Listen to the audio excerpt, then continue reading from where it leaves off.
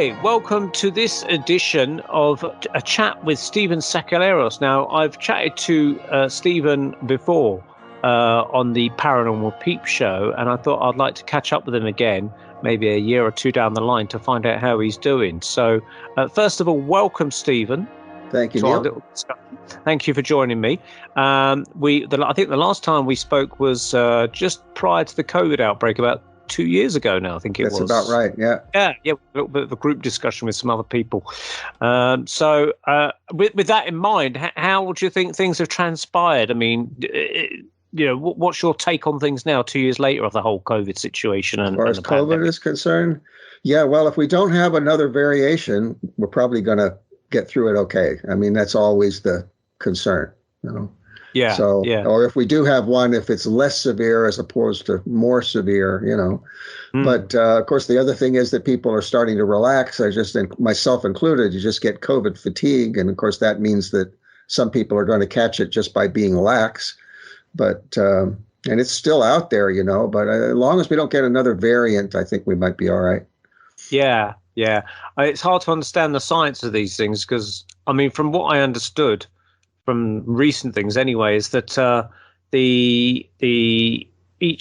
think they said about the Spanish flu, is that it petered out, the Spanish flu, after 4 years because it kept coming out with variants. This is what they think anyway. And each one became less and less because my understanding, it actually wants to keep you alive or something. I've heard that. It's nice yeah, of it. Yeah. It's respectful to our wishes. Yeah. It's hitching a ride on us and it doesn't want to kill the bus ride, basically. Right. So yeah, that's the kind of evolutionary take on it. So I think this is the variants coming out. So basically it might boil down to something really, really mild, like a cold or flu, flu's not great, but that kind of thing. I don't know. Yeah, but hopefully. That's where we are with it now. So we spoke about the Spanish flu, and that was obviously 1918. But in our discussion, we're going to go back further than that now, back to the 1800s, I believe, because you've got this fascinating interest in reincarnation, and you've been doing a lot of personal research. So for the benefit of those that haven't heard our previous discussions on this, did you want to kind of enlighten us a little bit about this whole thing of reincarnation you've been talking about recently? Yeah, it's something that I studied from like my late teens, early 20s. And that was like the Eastern philosophy end of it. I didn't know that there was any research being done in Western countries, any scientific research or personal studies or anything like that. All I knew about was the philosophy that I'd studied. And then I decided to do a documentary on that subject in 1997. I made that decision about the time I started a video production company. So I had a little equipment of my own. I said, well, I think I'll do a private project, and I found out that there has been research, done on this. And I separate it into two types. I call it the scientific research, where they really use the scientific method. And then there's people that try to prove it to what I would call a legal or a forensic standard, beyond reasonable doubt. And there's quite a bit of that as well. So anyway, I created this documentary over a period of 5 years on almost no money called In Another Life, Reincarnation in America. And I got that put on one TV station, and I got it distributed to colleges, which it still is. And that was 2003. And in 2005, I found a possible case of my own. And that's when it got personal, because I said, I want to see if I can prove this to the same standard that other people had proved some of these cases. And I knew the methods, I knew the best cases. And I said, well, now I've got a possible one. Let's see if I can do that. So that brings us up to 2005. But it really wasn't until about 4 years later that I said, I'm going to really buckle down and try to prove this. Because up to that point, I'd gotten a little bit of information and kind of dabbled in it. But now I said, I'm really going to do it. So the idea was, the gold standard is that you have memories, and I consider memories impressions. They could be emotional, they could be cognitive memories, they could be recognition. There's a range of memories. But I have a memory one way or another, however I have it, either induced through hypnosis or just spontaneous or whatever it is. And I record that, I document it and date it, right? And then I go look for it in the historical record. And what you want is something that, first off, it's unique. It's not just generic. And secondly, it's something you couldn't possibly have known. Not on the internet, not through movies, not through books. There's no possible way you could know it without digging into the history. And then you have to be able to really nail it, if at all possible. You know, you want to say, oh, there's no wiggle room here. This is exactly what I recorded in my memories. So, excuse me. So what I found was there's a very few, like maybe 5, that really fit that criterion.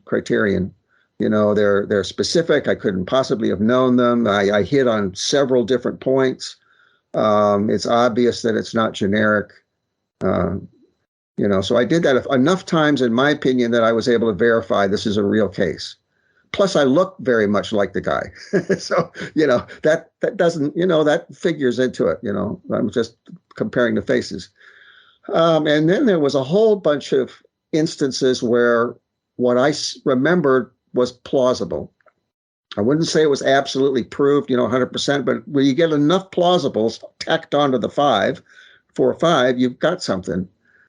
And then there's also 2 different kinds of proof in the historical record. And one of them is the smoking gun, where it's like, you know, bang, you know, you could show this to anybody on the street. You know, it's a done deal. The other kind is what they would call in the legal realm, cumulative evidence, where you have to get in there and you have to look at a whole bunch of pieces of evidence and how they fit together. And that takes time. It also takes objectivity and receptivity. And if you do that, it's as good as a smoking gun, but it takes a lot longer. A smoking gun, you take 5 minutes, bang, you show it to them. Either they believe it or they don't, and it's done. The cumulative evidence, somebody would have to get in there and spend days or weeks studying this stuff. And that's because the person that I found kept himself very deeply hidden. You know, he wrote anonymously. He did undercover anti-slavery work. All that was anonymous, you know, and people stole his work, stole him blind, basically. So you've got a whole bunch of his work that's claimed by all these other people. And it's very difficult to get in there and prove all of this, you know. So that's another kind of proof. And I've got a whole lot of that. But again, that requires somebody with an open mind coming in and spending a month immersing themselves in your data, which very difficult to do. So far, I haven't succeeded in getting anybody to do that. So, but I have it. You know, it's been 12 years. You know, that was 2009. So it's been quite a long time now. I've been doing that. And who was you suggesting, or who do you think you were in this previous lifetime? Well, the fellow's name is Matthew Franklin Whittier, and he was the younger brother of a famous American poet, the 19th century John Greenleaf Whittier. So, and I just came across a picture of his, you know, online. I was actually following another lead because I'd been told in a psychic reading many years earlier that I'd been a female writer in maybe 1920s or 1930s on the West Coast of the United States. So I was looking for names. And I found a name that seemed familiar, and I looked it up, and I said, oh, this is the wrong era. This is the 19th century, and this was the late 19th century, and this is a woman, but she's on the East Coast of the United States, not the West Coast. She was a writer. And I said, boy, that seems familiar. You know, I don't think I was her, but I don't know what it is about this, but it resonates. So I sent it to a friend of mine who also has a reincarnation case. His name is Jeff Keene. This was like a month later. I sent it to him and I said, Jeff, I just feel like there's something to this. Well, he went into the website and he found this guy's picture and he sent it to me. And it's very close. I mean, it's a very close resemblance. But I didn't even pick up so much on that. I looked at the eyes in this etching and I said, that's me. I know that's me. It was a very deep sense of recognition. And that's where it started. There was hardly any information on that. It had his name. It had that he was an author, that he was the brother of John Greenleaf Whittier, birth and death dates. That's all that was on there. And all this I could prove, by the way. So, you know, but the similarities are astounding. And I didn't know about any of those similarities. And as I said, I guess I vaguely was aware that he looked like me, but I didn't really even pick up so much on that. It was just the eyes. So that's who we're dealing with. so a feeling, you have a feeling, but if you present that to, say, someone like a lawyer or someone like that, they would presumably say something like, well, you need more than just a feeling that you feel that you was that guy. I mean, first of all, you got to prove. It's very difficult to say there's such a thing as reincarnation. I mean, you can intellectually talk about it, but has it been proven though that there's such a thing as reincarnation, that you can actually, because you're trying to prove something that's spiritual in a way. It's like trying to prove the existence of God, maybe, but I mean, how does one go about proving the case of reincarnation and then presenting a case and saying this is definite proof of reincarnation? Because you're trying to prove a hypothesis that most people would be closed-minded to, especially in the West. In the East, maybe not so difficult.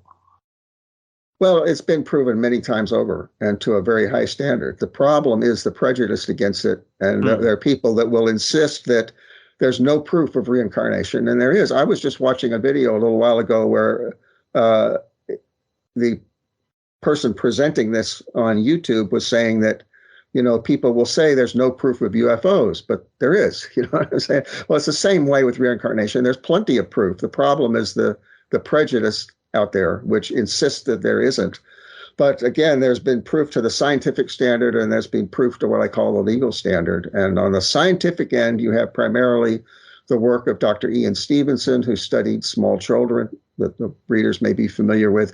You also have a fellow named Dr. Peter Ramster in Australia who used hypnosis, and he would hypnotize just ordinary people there in Australia, and they would have these memories and draw things and whatever. And then he'd take them, like if the memory was in England, he'd fly them to England or France or wherever it was and film them at the place that they said.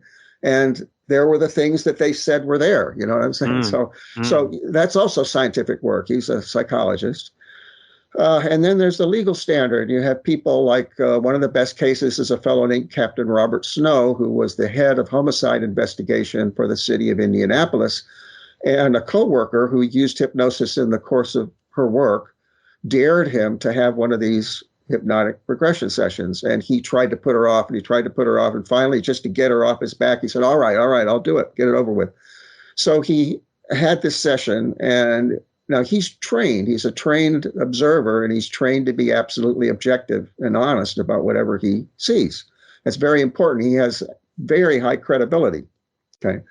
So he reported that he sat there in the chair for at least half an hour and his back hurt and he didn't experience a darn thing, And then all of a sudden he experienced being plunged into this three-dimensional experience of a past life. And there were three of them. And I mean, this guy was so deep under that he had the experience of walking around in the past life as though he had all his senses working and everything, which is rare. The first one was like caveman days or something, really primitive. And the next one, I think he was a ceremonial virgin in like a temple or something, back in who knows how far back it was. Of course, neither of those things can be proved, right? But the third one was as a painter. And he was, I think he found out later, he was a guy named James Carroll Beckwith, who was an American painter around 1910 or so. And he decided that there were 30 points that he could either prove or disprove. And he wanted to disprove it. It bothered him. So he set about trying to disprove it, and eventually, against his will, he ended up proving it. So, what happened was he found the diary of this guy, James Carroll Beckwith, and a scrapbook. And going through the diary and the scrapbook, he was able to, verify all these things. It was things like, I don't remember specifically, but it was something like his aunt died of a heart attack, or, he had this condition or that condition, or, he had 30, he listed them all. So what's important about that case, aside from the fact that he was able to verify things he had no normal way of knowing, is this credibility, because this guy, like I said, is trained to be objective. So then that's not the only case. There's quite a few more like that. So I already knew about those when I went to, investigate my own case. I was already familiar with these. And did you pursue hypnosis yourself to try and understand who you were? I did. I tried 2 sessions. It wasn't the only method I used, but I kind of mixed and matched methods for the various things I studied, I did. I didn't go very deep under. I wasn't what they call a good subject. I kind of went into a light trance, and then I would dip down and then pop back up. because I was like Captain Snow. I was trying to be objective, so I wouldn't go deep down into the experience for some reason. But what happened was when I started to go down into it, memories would bubble up. It's kind of like, anytime you're talking with somebody and maybe you're talking with somebody you went to school with and they say, oh yeah, I remember Betsy, whoever it is. And I remember this teacher, Mrs. Jones and whatever, well, it's like that. Suddenly I'd remember something. And a few of the things I remembered, one or two, I was able to verify. So there was at least one very strongly verified memory that came that method. And there were some that came through the other methods. And what was the other methods besides the hypnosis? Well, one of the things I did was to try to expose myself to elements of that past life. And I worked with a volunteer researcher this first year, and she was skeptical, actually, but she would send me elements of Matthew's life, a picture or a list or some fact about it or something like that. And then I would have a reaction to it, and I would jot down those reactions. So, for example, she sent me a list of names of his coworkers from later on in his life. And I looked at them and I said, oh, that one, Frank Harriman, that rings a bell. That feels like he was a friend. There's something about that name I picked up on. And then I forgot about it. And about a year later, she sent me the same list, and I forgot that she'd sent it to me the first time. Mm-hmm. And I went through and I picked the same guy. I said, that name means something, And then I found online, a story that ostensibly he had written. And turned out, it took a long time for me to ferret this out, but it was actually a story that Matthew had written, that I had written in his past life, right toward the end of my life, about something that we had done, a place we had visited. And apparently I said, go ahead, you just publish it under your own name. That was fairly typical. I think he would do that. But it actually was Matthew's story. And it means that they were close enough friends that they went to another town and they went through this experience of, exploring this cave and so on. And then I found his photograph. Now, this is where it gets interesting about research. When I looked at his photograph subjectively, see, the recognition memory is kind of primitive and it's very strong and it cuts across lifetimes. And other people have experienced this too. They go to a town and it was somewhere they lived before and they say, wait a minute, I know this, like deja vu. So that works with photographs. If you see a photograph of somebody, and you got to remember that I don't have full cognitive past life memory, but apparently emotions come right on through. So you have emotions, all your emotions from the past life, and recognition memory can get triggered a lot more easily than, what was the date and what city we were in and what was your name and that kind of stuff. You have to be pretty deeply under hypnosis to get that stuff. So I looked at this photograph of Frank Harriman and I knew him immediately and I knew what he was like. And the thought that came through was, when I was sick, because Matthew went through this protracted illness before his death, this guy used to take me to specialists.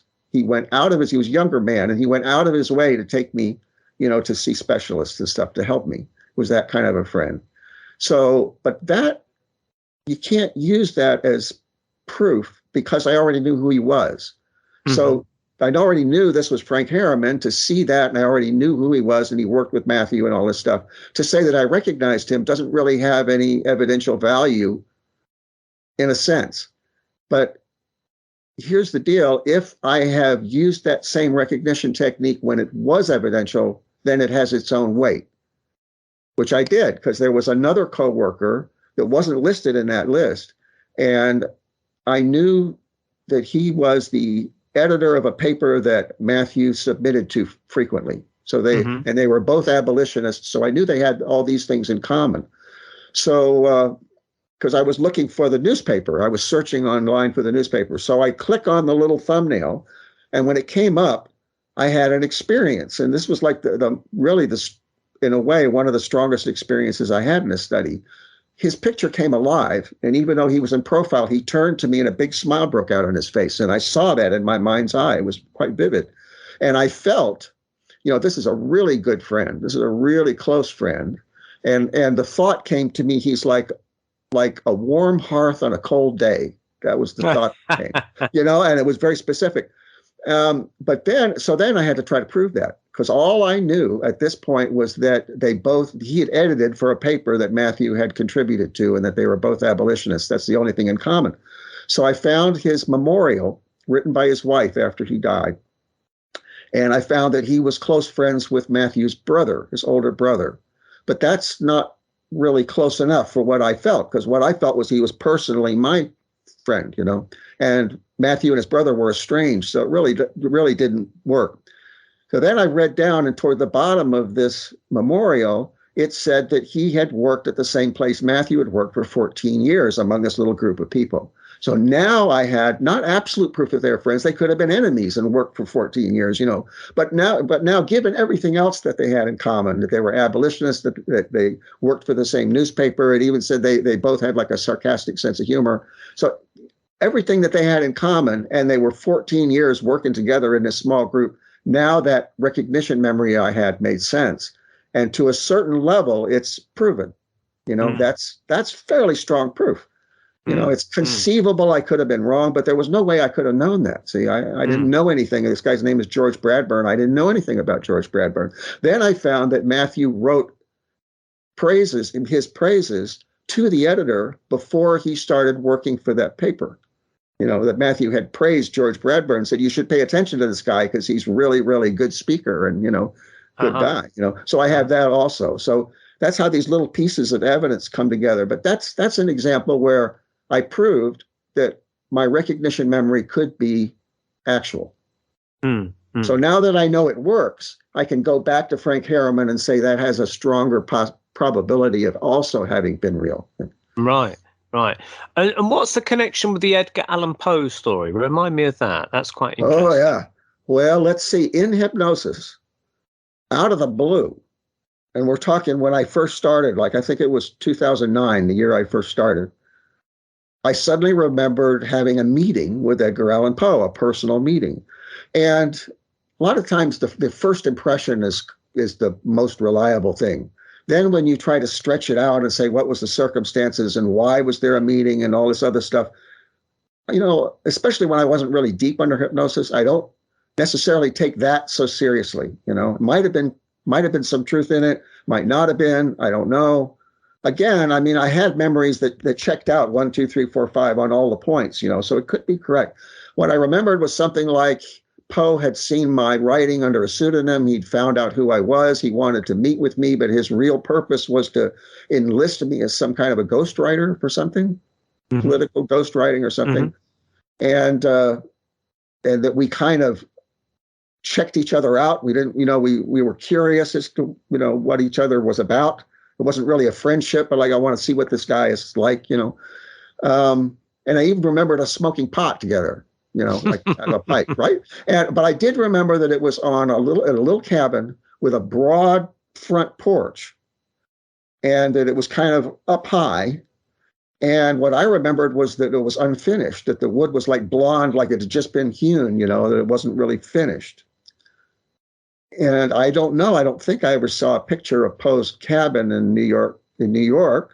But that's what it looks like, except it's finished. It's not raw like that, but it's a cabin kind of up high on a raised area with a long, big front porch in the front.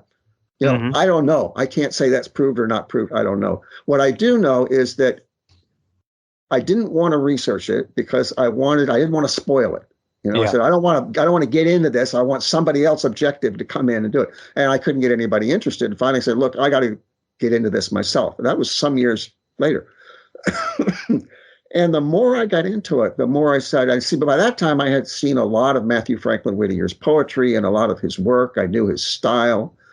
A lot. Like now I've got over 2,500 of his published works that I identified. And I was careful about identifying. I was really careful before I said, oh, this is his. I went from one clue to another, to another, to another, over 12 years. And I'm sure about it. So by this time I knew Matthew's work, and I went in there and said, I swear that The Raven is Matthew Franklin Whittier's poem. It's not Poe's.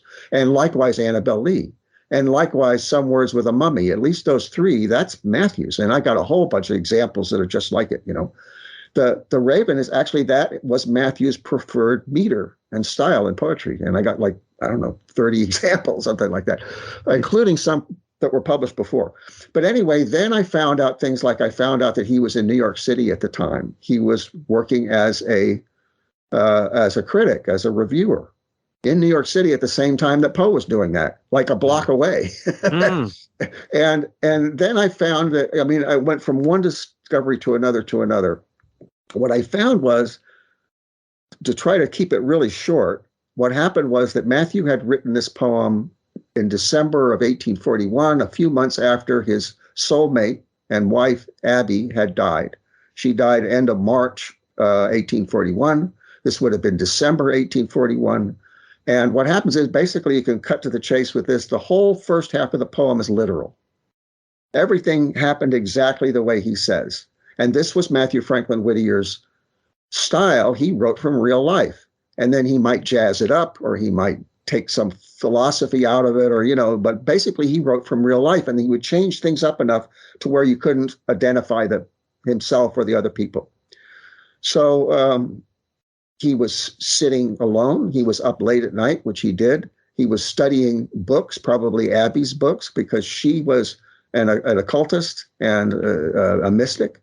So, and a esoteric Christian and a Catholic, all those things put together. So he was studying her books, and he was hoping for a spirit visitation, literally, because she believed in that. She was psychic, as near as I could tell, but he was skeptical. And so she had gradually intellectually convinced him of these things, but his faith wasn't very strong. It was just, you know, intellectual, right? So he wasn't sure, because there's the skeptic in him, and then there's the new believer, sort of, as of 1841. Later, he got deeper into it. So he's hoping for a spirit visitation, but he's scared to death of it at the same time.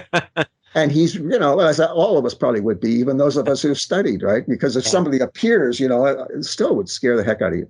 So he's reading her books, and he's hoping for a spirit visitation, and he's up late, and he's grieving. He's really temporarily insane. And all that's real. None of this is imaginative, see? And he hears something at the door. And he you know, gets chills, right? So he thinks maybe it's her. So he opens the door, and there's nothing. There may be a bird at the window or something, see? Well, the rest of it, the raven was something else. He manufactured that, and the raven comes in and sits on the bust. See, there really was a busted palace. Everything's literal, but except the raven. See, that's symbolic. But everything else was what actually happened to him. So then in 1842, in early 1842, Matthew, for some reason, he's just starting to get over his grief a little bit. And he decides to share his work. First off, he writes all of these tributes to Abby, to their courtship and about her death and everything else. He writes all this stuff, poetry and prose. And then he decides he's going to share this stuff with what they call the literati, the known literary figures of the day. And he starts mailing it out or showing it to them in person. 95% of these people are honorable, and they give him feedback. You know, he's trying to make a name for himself, and he's trying to get his work out there, and he's trying to get some feedback.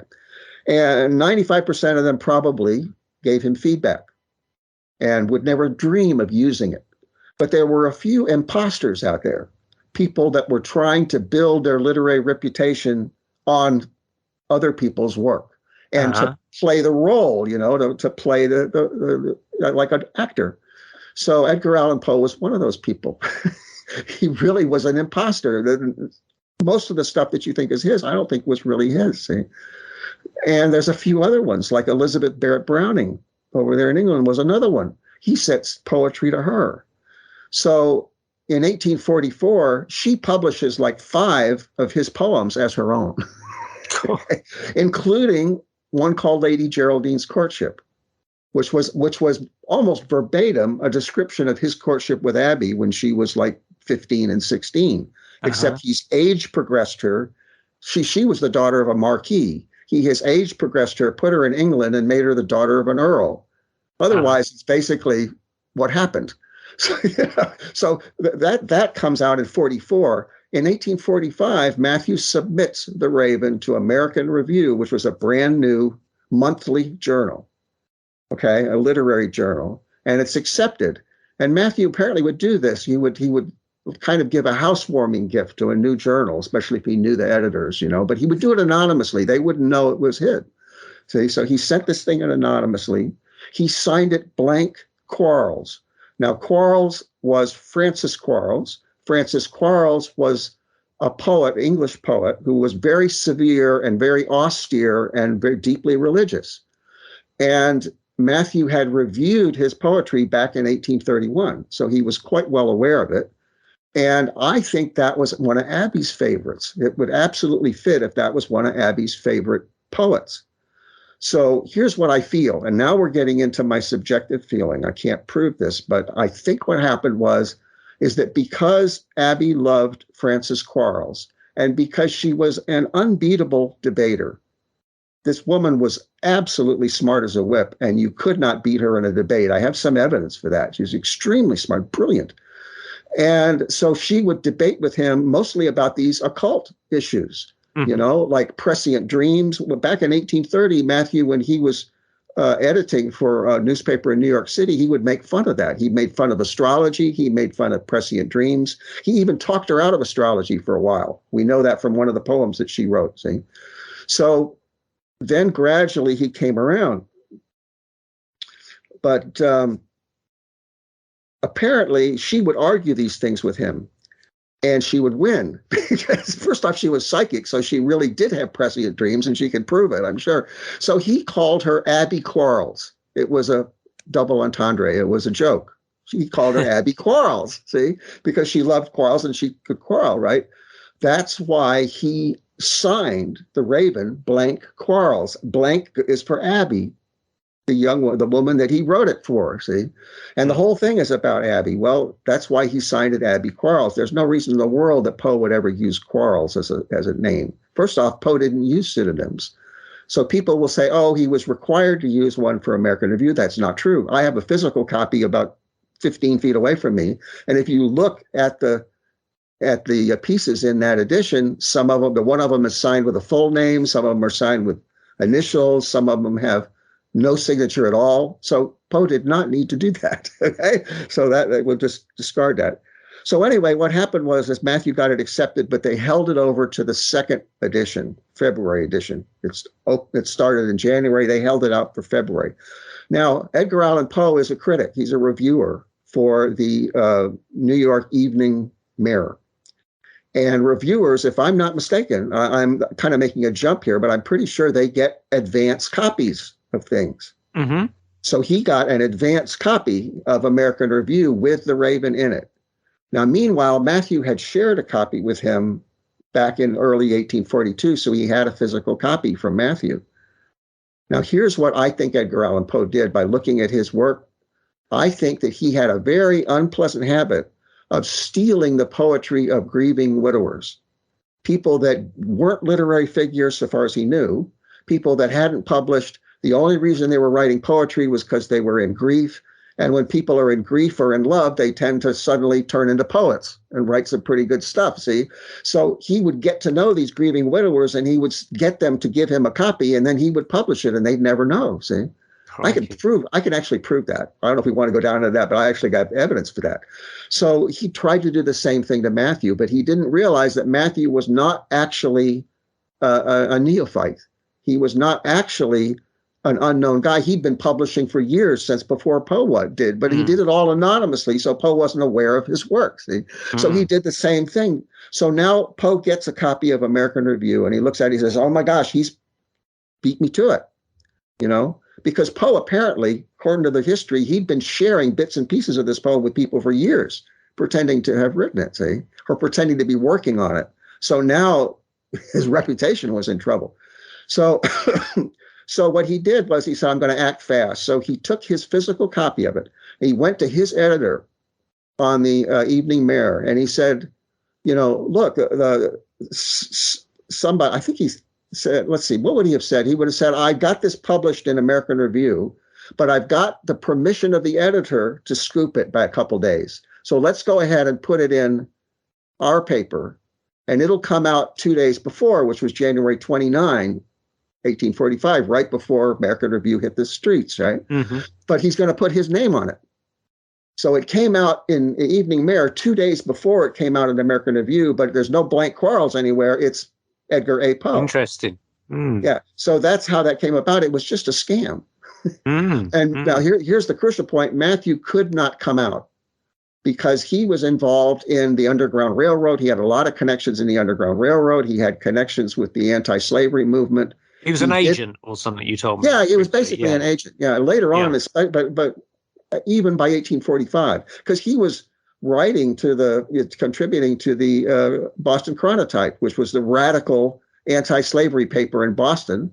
The editor of that paper, Elijah Wright, was a member of the American Anti-Slavery Society, I think it was. And, so, I mean, he was deep in this. And it's perfectly understandable he would be, because his brother was deep into it.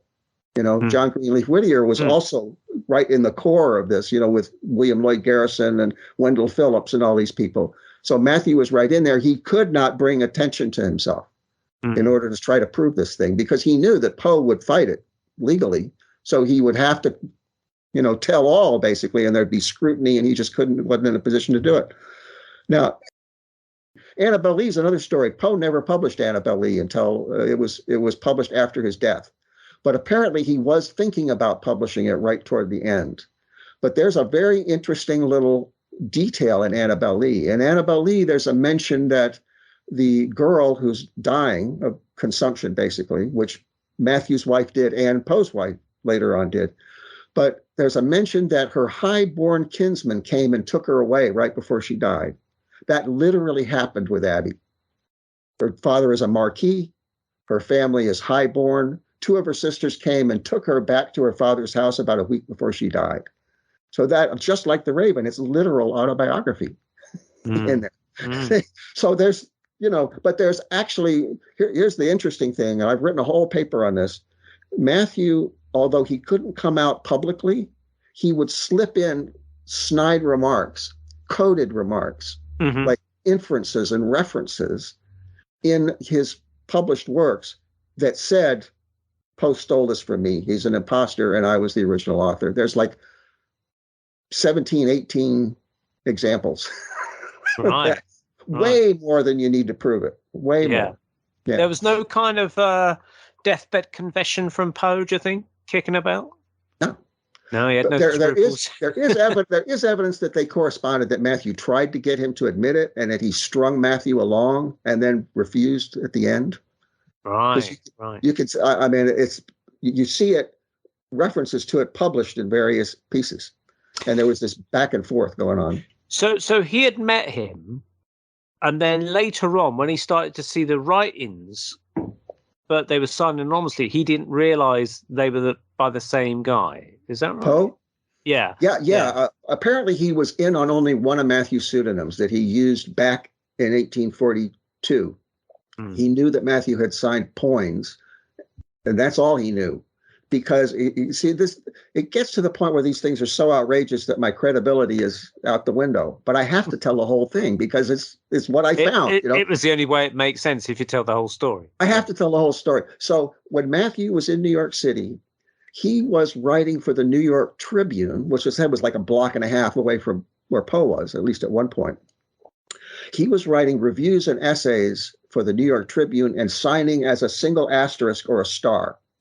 He had been using that pseudonym. On the earliest I found is 1829. He'd been using that for years and years. And he kept on using it until at least 1873 in a whole bunch of different newspapers. That was his secret signature. And there was a reason for it, because Abby apparently believed that the stars were living beings, that they were twin stars, like twin souls. I've got a whole bunch of references to that. So she believed that they were twin stars, and he would sign as a star, or very rarely he would sign as 2 stars for that reason, because it was like Blank Quarles. It was a tribute, to her. There's tributes to her all through his work. You just have to know what you're looking for. He basically kept her memory alive by writing all these references to her. See, so signing as a star was a reference to her. And I recognized his writing immediately as soon as I saw this stuff. I said, oh, this is his series. And then I looked it up because, see, my knowledge of 19th century history is from studying Matthew Franklin Whittier and anything that branches out from him. But I don't have a degree in history. I haven't studied, the whole field, right? So I look it up. I say, oh, my gosh, all of this is attributed by historians to the transcendentalist and feminist Margaret Fuller. She's not so well known now, but she's still pretty famous. She actually knew Poe. But, so all of that work was attributed to Margaret Fuller, but that was all Matthew's work. So, Uh-huh. but Poe reviewed it thinking it was Fuller's. So he didn't know that Matthew was also the author of that series. It's quite complicated, isn't it? Yeah, it's very complicated. Especially now, here's where it gets really interesting. When Poe published The Raven under his name a couple days earlier, people said, "Oh, look, this is awfully like Geraldine's courtship, Lady Geraldine's courtship that Elizabeth Barrett, future Elizabeth Barrett Browning, had published the year before. It's so much like it. And there's an identical line in there, almost identical, about purple curtains. I mean, it is, you put them one on top of the other, and it's basically somebody stole from somebody, you know? So they assumed that Poe had imitated, first off, the style, and secondly, that he'd actually pulled that line out of it. Mm-hmm. Well, the truth was they both stolen from the same person. And Matthew had repeated the line because the purple curtains was something nostalgic that apparently was Abby's. And they were purple because purple is related both to spirituality and upper class. You know, there's a reference also to, I think in The Raven, there's a reference to a velvet purple cushion, and velvet's expensive. That was before velour, right? So velvet's expensive. So somebody had to be wealthy to have a velvet cushion, see? And so he talks about how he puts his head on it, you know, the way, you know, that she would, and brings her memory back and so on. That's in The Raven, I believe. So, but that was Abby's velvet cushion, and it was her purple curtains. That's why it's in both the poems. Well, what Poe did, he said, I'm in trouble now. I didn't know these identical lines were in here. So he decided to go with it. Damage control. So, and he's very clever, see, in a superficial kind of way, but he's very smart. So when he published The Raven in a compilation, The Raven and Other Poems, at the beginning is a dedication to Elizabeth Barrett. And it's lavish, you know, the most, you know, the best female poet in the world, and on and on and on, you know. He dedicates this thing. And the reason he did it was that so people would say, oh, he did plagiarize that line, but it's because he admires her so intensely. Yeah. So, but that's much better than people figuring out that they both had stolen from the same poet. Right. Oh, that's very interesting. Now, when we last spoke, you said something about that you had memories of going up the stairs or something. There was a door that wasn't there or something like that. What was that again? Remind me of that. Okay. So this is one of the most strongly proven memories. I thought it was the most strongly proven, but then I saw a couple little loopholes in it, which I'll be honest about. But I had a memory. Well, first of all, I don't remember which came first now, but there is a letter from Abby to Matthew's sister, the only letter I ever found. And it's very enigmatic, but what she basically says is, I'm not allowed to see Matthew. I can't see him. He's sick. He needs my help. I'm really kind of at my wit's end here, you know, because I can't see him. She can visit his sister. She can write to his sister. What she does is she tricks his sister into showing the letter to Matthew. Well, the long story short is that they had eloped. It took me a long time to put all this together. They had eloped. She had decided to go back and make peace with her father, and he'd immediately had her arrested. And he was going to try to charge her with having stolen her own property, because in that day, a girl's property belonged either to her father or to her husband. And since he was going to contest the marriage, it belonged to him, and she had stolen it. So he used that pretext. I think he wanted to send her to a boarding school in Paris, is my feeling. I can't prove that, but there's, you know, I feel that very strongly, that she was terrified of being sent to Paris to a boarding school where they would crush her, basically. Because my understanding of those boarding schools is that, like, there was an example I read of a girl that was kind of rebellious, and they made her scrub the marble steps on her hands and knees, and she was a cripple from then on. They destroyed her knees, you know. So she was terrified because she was very independent. So anyway, she conceived an idea, and she used code. And the code she used in the letter was, let me see if I can remember it. Show him the letter because he can decipher my writing, and he's a privileged child now. Okay. And to Elizabeth, it would just be, you know, just kind of, but what I've learned about the code that Matthew and Abby both used was that if it sounds like it doesn't have any context, that it's just out of the blue, that's code. You know? So what privileged child meant was that Matthew would tell her that he felt like a privileged child when they had sex. You know, when they could be intimate, he said he felt very privileged, you know. And so she would say, well, you used to call me a privileged child because of my background. Now you're the privileged child. See, she made a joke of it, right? So it meant sex. Privileged child meant sex. So when she says, show the letter to Matthew because my handwriting is so awful and he'll be able to decipher it. And he's a privileged child now. So she shows it to him. As soon as he sees that phrase, he knows exactly what she means. She wants to get pregnant. And that's the way she's going to get out of the situation. So that's what they did. So I knew that, but I don't think I'd put it all together, but I think I had the letter at this point. Okay, so then I had a memory, and it was very vivid. She's leading me up the stairs, and halfway, this is what I saw in my mind's eye, halfway up the stairs on the right is a little door cut into the wall. And I'm not sure whether I could see the door very clearly or not. That part I think I added in later to fit the picture I found, so I'll leave that out. But it was cut into the wall. And in my vision, it was halfway up. So we get halfway up, and suddenly she opens the door and literally pulls me by the arm in through this door. And on the other side is a little, like a big room or a big closet or a little room, right? Mm-hmm. And we make love in there. I think I jump up on a dresser or something, and she jumps into my lap, and we have sex, and she's impregnated, and we leave, because she wants to get pregnant. So I dutifully comply, right? But so I had that vision. And what's clear in the vision is that it was halfway up the stairs. It was on the right. She pulled me through unexpectedly. And it was a little room in there. And we had sex in there. Those are the points that I remember. So then I found finally I found where Abby's family home was. I found that there's a famous house across the street from it. And that in that house across the street, they have that situation. You go up the stairs. It's not really halfway up because you couldn't put a closet or a room halfway up the stairs because it would be in between the two floors. Between floors, yeah. But it actually looks that way visually because what happens is you get up to the top, there's three little steps, and it goes to a door that's cut into the wall on the right. Okay. And so and that's very rare. I only found like 2 examples of this. And the other example is the house next door, which used to be on Abby's family property, according to the realtor. And there it's on the left, but it's exactly the same configuration. It's a very strange thing because as you go up and you're about to go left up onto the second floor, these steps stick out. They're in your way, and there's no railing. So it's actually kind of dangerous.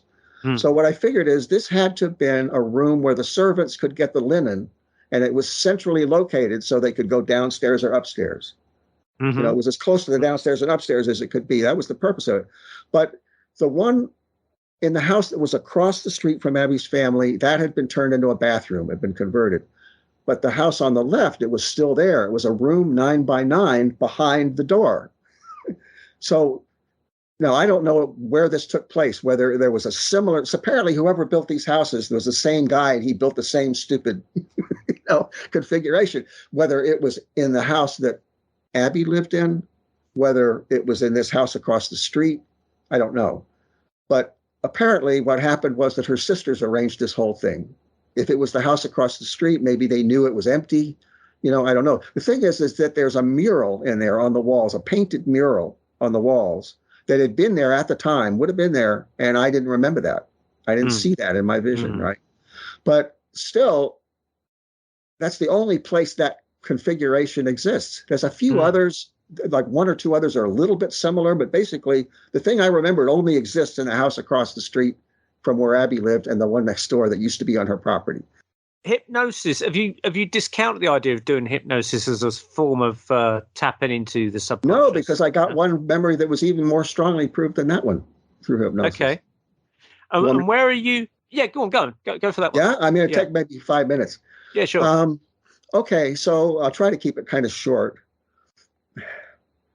Let's see. I had a vision in hypnosis, and I was still clear in my mind, so I'll give it first person. I'm in a big open area, like a town square, and I'm pretty sure it's in Portland, Maine, because I knew Matthew had lived there, so I had that information. So I'm in this big open area, and I'm surrounded by a whole bunch of men, no women or children, just men. They're in top hats and black coats, and they're wandering around, milling around. And at the far end of this open area is a guy standing on a farm wagon giving a speech, an impromptu speech with a megaphone, and not a powered one, obviously. And but nobody's paying much attention to him. And I had the strong thought that there's something going on at a distant place, and it's going to mean a lot of big changes, but it's no threat to me right now where I am. And the feeling was cynicism. Oh, well, we'll see about that. So we've got several elements here, and it's very strange. I mean, it's not something I would just come up with out of my own. So long story short, the first thing I found was a picture of Congress Square in Portland, Maine, and the buildings in the background matched what I remembered. I said, that's where it was, because I recognized those buildings, and indeed those buildings would have been there. So that's the first thing. So I knew where it probably was. And then I came across a reference in text, a one-line reference that there was a great meeting in Portland, Maine, and it gave the date, and it said that it was January 26th, 1861. Well, that date is when the South in the United States seceded from the Union, the beginning of the Civil War. And Portland, Maine had a citywide meeting of voters. Now, there's at least 5,000 men. Only men could vote. So there was at least 5,000 because Portland contributed 5,000 men to the Civil War. So it probably was more than 5,000 voters because you got old men and whatever. The city hall where the meeting was held had room for 2,500. It was filled to overflowing. We got that from the newspaper reports. And the rest of them were spilling out. They would have gone to the two town squares. And there was a tradition of stump speeches, so probably there would have been people giving impromptu speeches. The newspaper report said that the city of Portland was unanimous, that they wanted to try to be conciliatory to the South and beg them not to leave and all of that, the conservative position. But the liberal paper said that the meeting was stacked. It was rigged with conservatives. Okay, so that means that the liberals, and Matthew was radical, he was an ultra liberal, they would have been in the town squares giving their own speeches. But a lot of people wouldn't have been paying attention because you would have the conservatives in there also. So Matthew was correct in his thought that there was something big going down that was going to mean big changes, but it wasn't a threat to him immediately. But the cynicism, oh, well, we'll see, had to do with this idea that we're just going to placate the South and we'll be nice to them and we'll give in on a whole bunch of things and they won't secede. Okay? And he was cynical about that. And he was cynical about that because he was connected with William Lloyd Garrison, who was a disunionist, who wanted the South to leave. So Matthew was on the radical end who actually wanted them to go, So that's why he would be cynical. There's only men because it's voters and only men could vote. They're milling around because they couldn't get into the main meeting and they didn't really want to listen to this stump speech. So the whole thing fits. It's January, so they're wearing coats because it's cold. Everything fits. Bang, bang, bang, bang down the line. So, and that was under hypnosis. And again, I wasn't under that deeply. It's just all of a sudden it came up, and I saw this thing. And I have no possible way of knowing that. There's no way I could have known it. Yeah. With other people that have had like past lives, like for instance injuries, they come back or tend to be seen to come back as marks on the present day body. Is there any kind of? I mean, you talked about that you thought you resembled Matthew. Is there like any marks or any kind of other possible signs that could be attributed to injuries from necessarily a previous life before that, or in Matthew's own lifetime, that you might think, oh yeah, he had an operation and I've got a scar here or something like that? No scars, but again, the face is very similar, but there are some physiological problems I have that Matthew had. I see. Yeah, like frequent urination, and he partly died of cystitis, things of that nature. Yeah, stomach. He had what he called dyspepsia, which is stomach problems. I have that now. Heartburn and stomach problems. So, and insomnia. He had insomnia, and I also have insomnia. So, on several counts, I've got some of the same health concerns. Wow. Yeah. Crikey. Now, you also sent me a newspaper cutting from around that period of time, I think. I can't remember the year it was. Yeah, it's 1855. Yeah. 1855. Was that from the town that Matthew was in? That was from Portland. Yeah, that's the same town. Okay. Yeah. And it was a spiritualist meeting. People attesting to phenomena that they'd witnessed, because from what I understand is that a lot of people had doubted what had happened in this seance meeting. And so a lot of these people put some testimonies together and had asked the publisher or something to print them in the newspaper. That was very interesting. Was that just something you happened to come across and you thought, oh, I just thought that was interesting, or was it something to do with the actual research into Matthew itself? Or well, one thing leads to another. So I knew that he was signing as a star, and there was one article, actually the first one I found, where Matthew talks about the Portland Spiritualist Association, which he belonged to. So I said, I bet that's him writing that. And then there's a letter from Matthew to his brother that talks about his involvement in that group, said that he preached 4 spiritualist sermons and things of that nature. So this is all, we're talking 1855, 56, 57 in there. So I knew that Matthew, also there's another booklet that group printed, which I think Matthew Ghost wrote, but at any rate, his name is on they would request that something be published, and then all the people requesting it would sign, and then there'd be the letter printed in the front of the booklet that they had requested it be published. So Matthew's name is in there as one of the officers, because it says the undersigned officers of the club request that you publish this, and there's Matthew's name. So we know he was an officer of the club, probably the treasurer, since that article about the group goes into their finances more than one normally would, right? So what happened in 1855 is that a subgroup, an investigative committee of this Portland Spiritual Association, decided to scientifically investigate physical mediumship, these seances. And they reported, Matthew probably wrote the report, although it's unsigned, and Matthew's name is there underneath the report as one of the men who witnessed these various phenomena. So to me, it's significant because, first of all, this is like 27 years before the Society for Psychical Research was founded. So I know that Matthew Franklin Whittier was doing scientific research into physical mediumship 27 years before that group ever started. And they say they're the first, well, they're not. Yeah. So, and then secondly, it's a very interesting parallel between that life and this life, because I'm investigating, phenomena in this life also. So I've just picked up where I left off, and instead of investigating physical mediumship, I'm now investigating reincarnation, but it's the same pattern.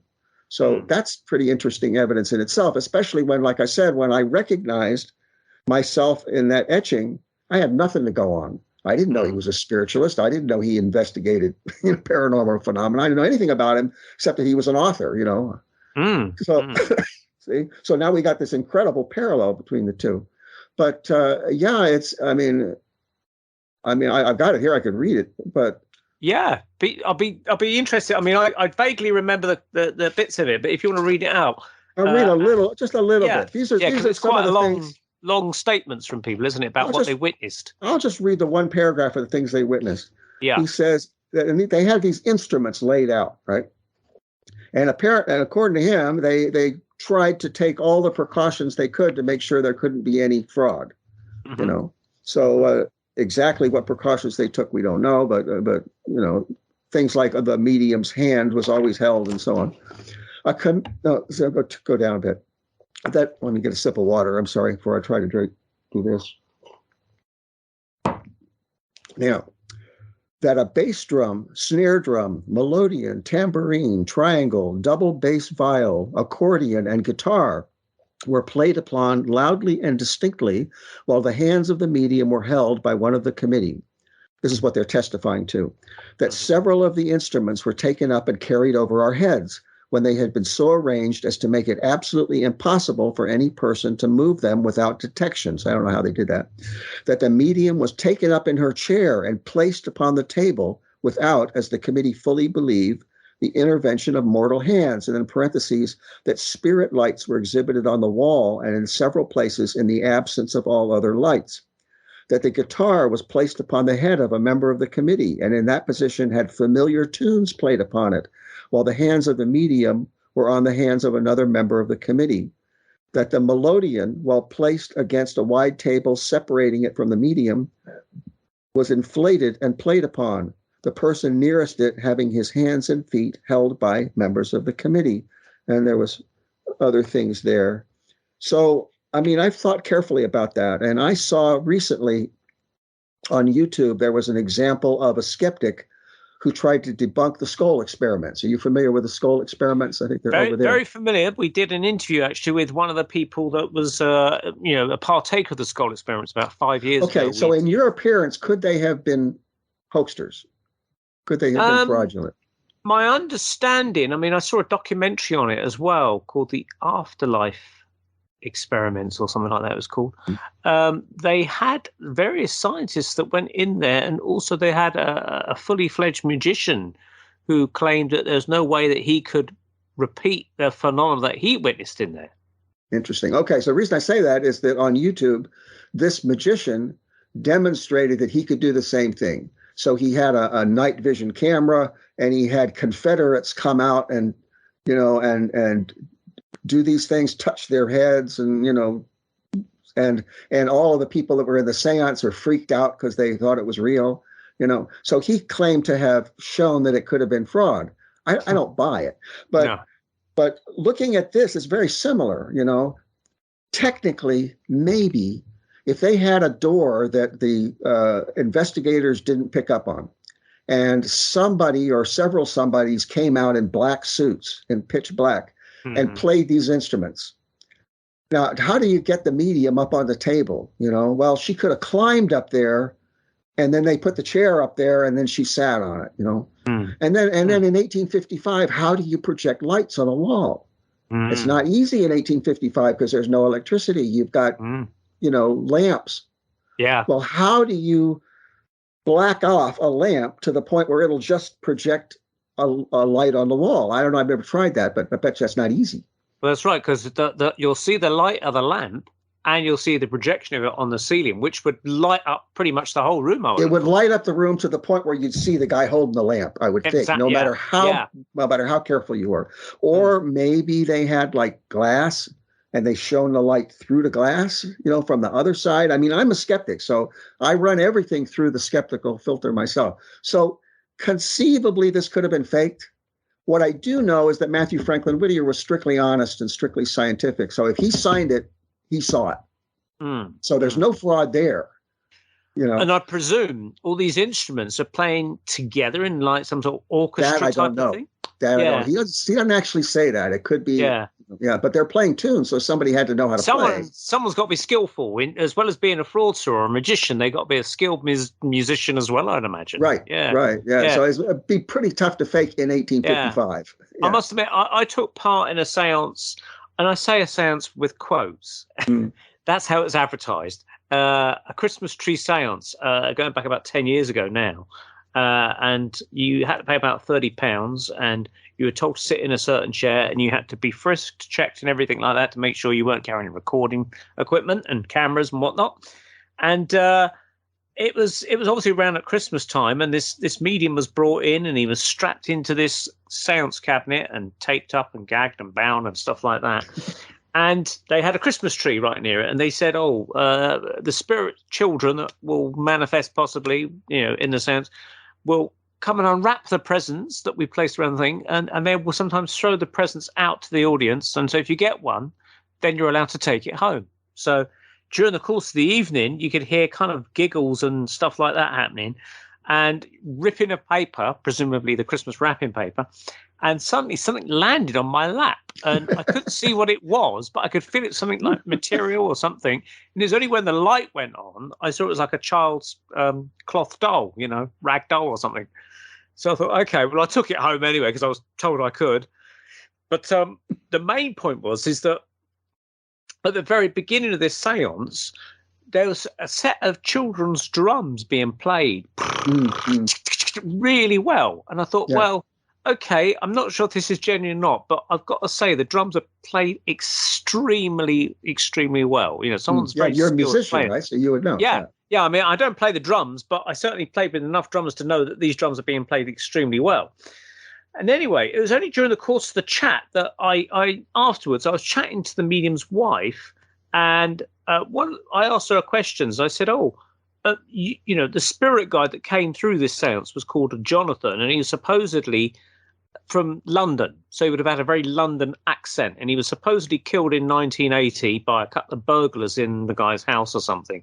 So he would have had a very, very East End sort of, almost presumably if Jack the Ripper was around, he would have spoke like Jack the Ripper. All right, mate. Yeah, like that, you know, what you might call the Bronx of New York or something like that. Right. That's the kind of accent I'm talking about in England, a very East End London accent.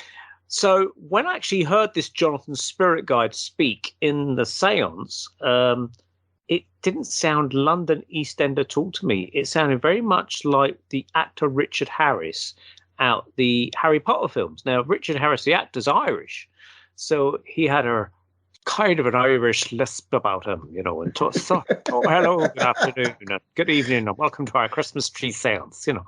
And I kept thinking, well, that's a bit odd. But it also happened to be that her husband, the medium, was also Irish. So I said, well, how can it be that he's got a supposed London accent, but he sounds Irish to me? She goes, I didn't really notice. And I thought, bloody hell, you know, you're married to the guy. You should surely notice these things. But then she happened to say that the medium's brother was also sitting in the front of the audience, in the front row. So I thought, well, hang on, this is all looking increasingly dodgy to me.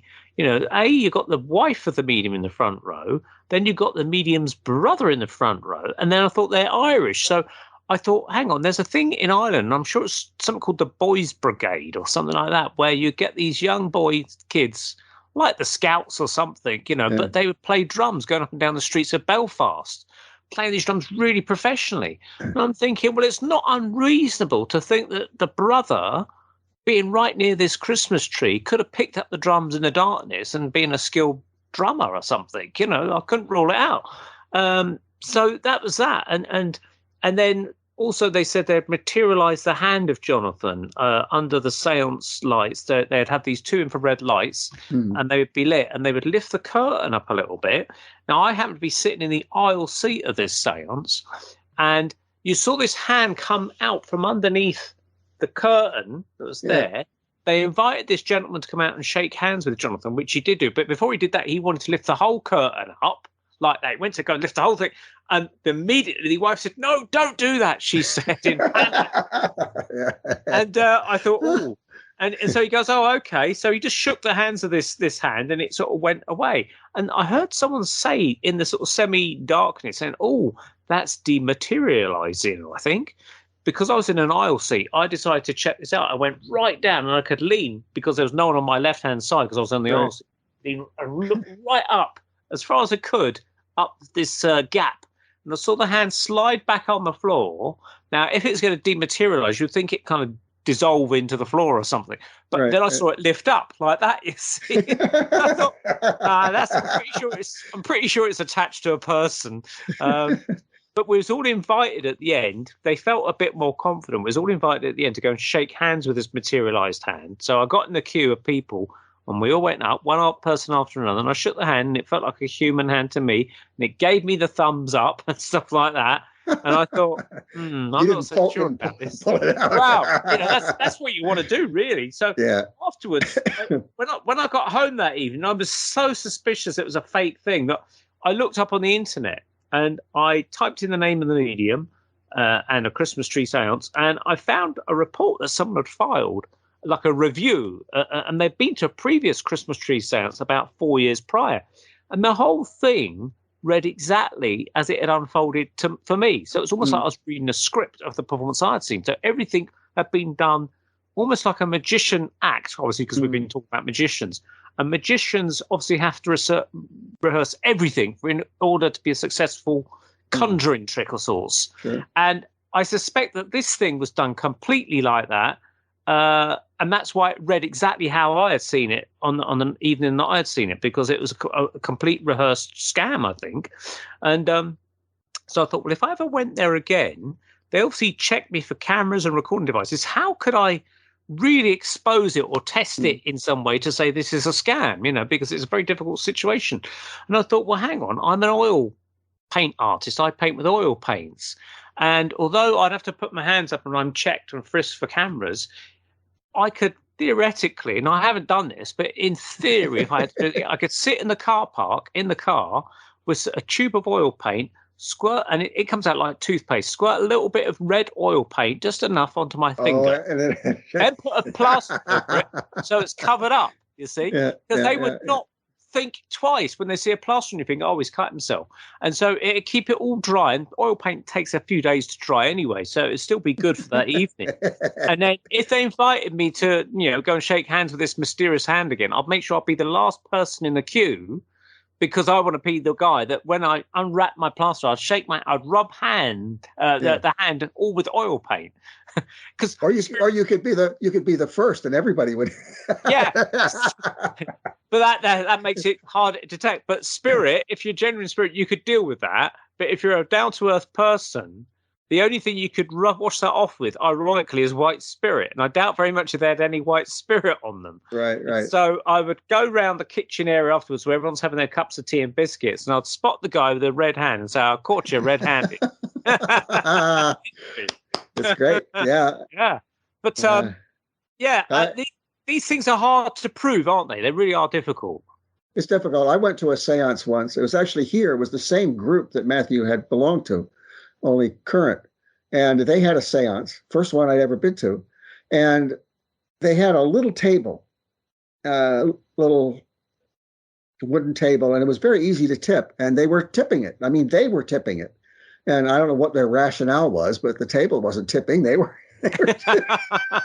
I just got disgusted, Yeah, that's interesting, because I went to this is about sort of 5 or 6 weeks after my mum passed away, and I was invited to go to this haunted pub to investigate a haunted pub thing, and I wasn't that keen on it, but I went anyway because I was asked to go along.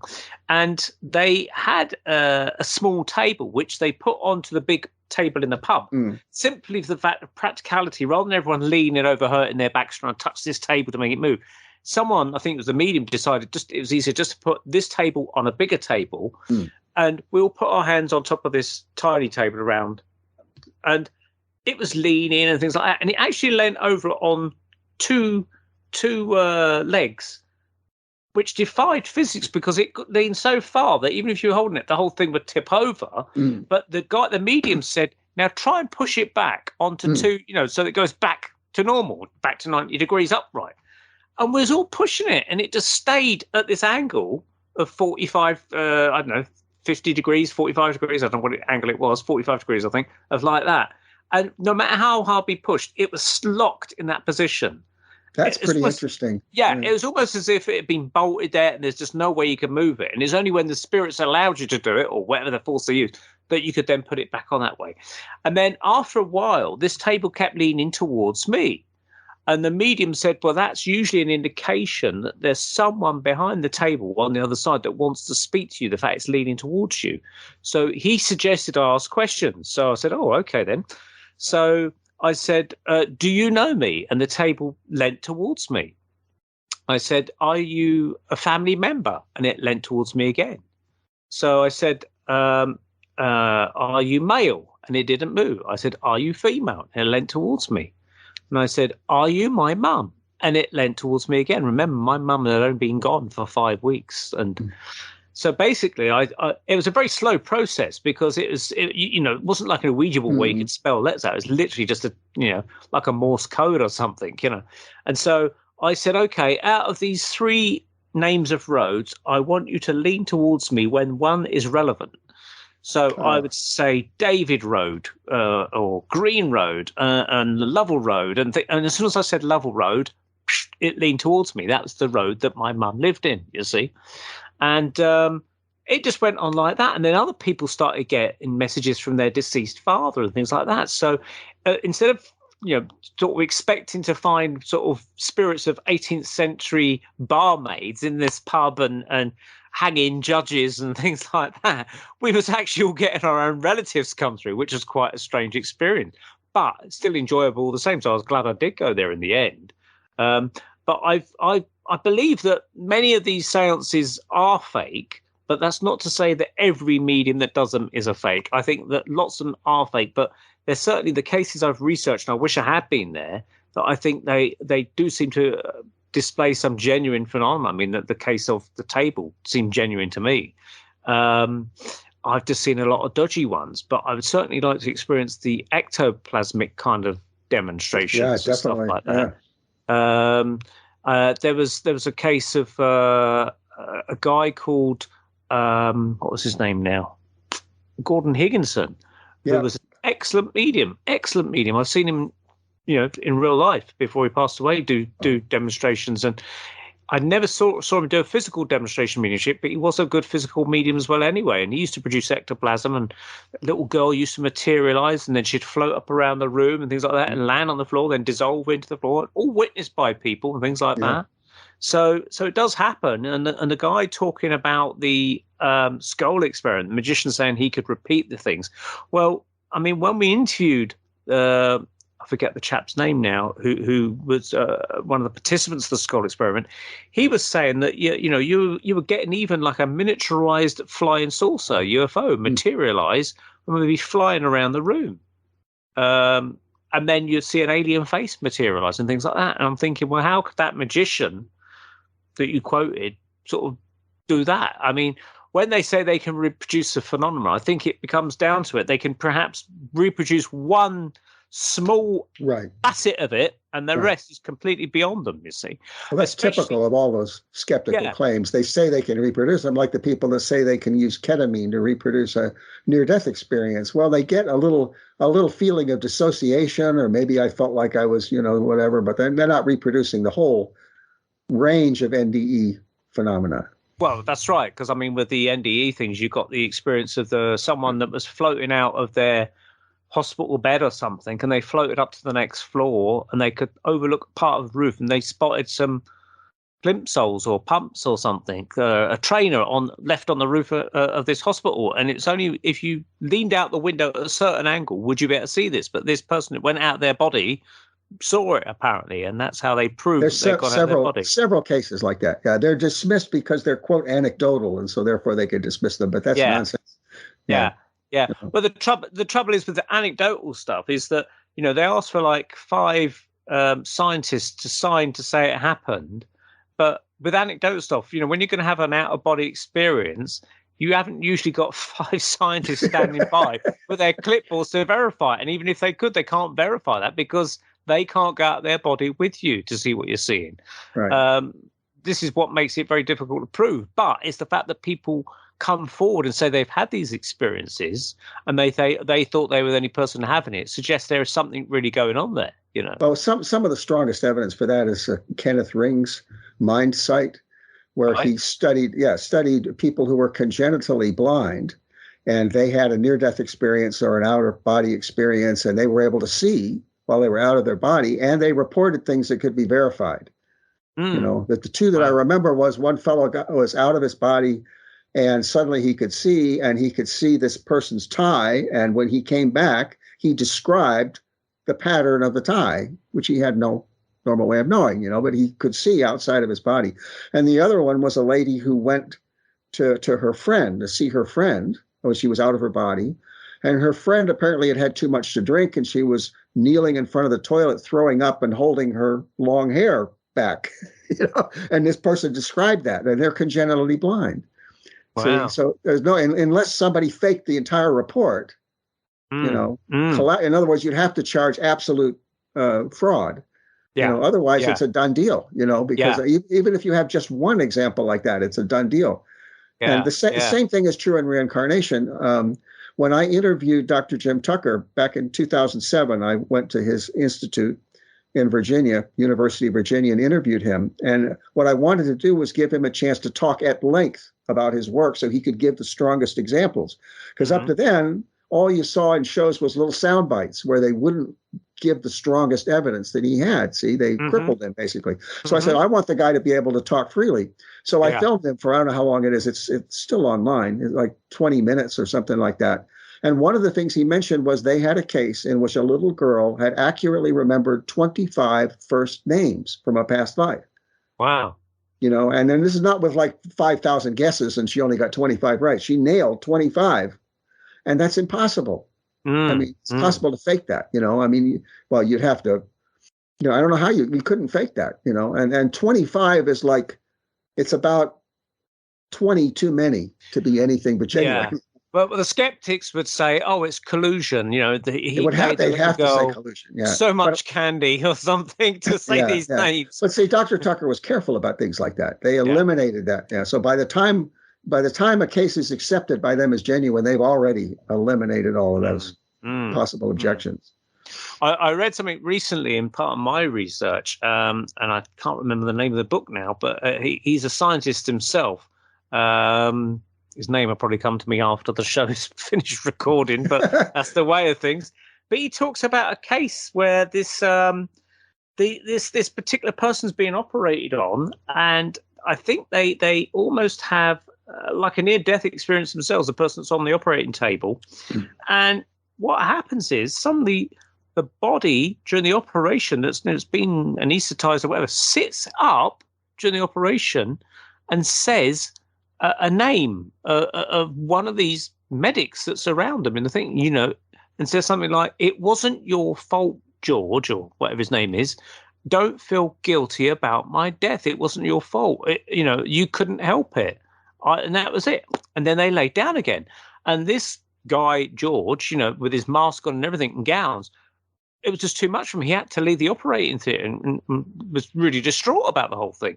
And it turned out later on that this guy, George, his wife, like a year before, committed suicide. She was a doctor herself. She had committed suicide. Wow. And she had come back through this patient at the optimum time and sort of leaned the body up and said, "It wasn't your fault. You couldn't save my life in that time," because he'd kind of found I don't know, she had some sort of suffocation problem or something, and he tried to revive her or something like that, and he couldn't do it, and he felt guilty the whole time that he couldn't save her life. Right. So that was a real killer piece of thing, because it was witnessed by all these doctors and unbelievable. Yeah, because they woke the patient up after the operation, and they were none the wiser to it, and they said, "How did my operation go?" And they said, it went fine apart from some issue, and they didn't want to tell her what it was. And so she sort of bugged them and sort of said, "Well, what was the issue?" And so they had to tell her what the situation was. And it was the patient that wrote this letter to the author of the book to sort of say, "This is what happened to me," sort of thing. And I thought, that's incredible, that one. So quite a strong one. Yeah, quite a spooky thing. She just very temporarily possessed the person and spoke. Took the opportunity. They shared the body in some way, almost channeled her or something like that. Yeah. So it's quite a determined part of the spirit to do that. And during that unique time when the husband's working on that body, and presumably you'd think that, well, maybe on a higher level of consciousness, that the spirit would have asked the permission of the person's body to say, "Can I borrow your body?" Just to say a few words, and it was possibly, I mean, she was desperate to get the message through, and that was the way that she did it. Yeah, because the husband's not likely to be a guy that goes along to seances or uses or anything. So it's desperate times call for desperate measures. You see, and presumably it eased his burden of conscience, I suppose. Now, here's the thing: how many of those kinds of things happen that we never hear about, that are never reported? See, because we just get the top, top little bit. Yeah, we get the cream of the crop stories surface, and there's a whole multitude of other stories kicking about. I mean, it's like the time I spoke to the guy on the plane. I was flying to Spain. It's not to do with reincarnation, this story, but it was, I was chatting to this guy. I thought he was Spanish, and it turns out that he was from Iran. And, he said, what do you do? And I said, well, I'm an artist, and I've been running this fairy museum, which I did in the Orkney Islands back in 2004 and 5. And I showed him some photographs of the artwork and everything like that. And I told him a story about some of the research with fairies and things like that, and people had sighted them and had strange experiences.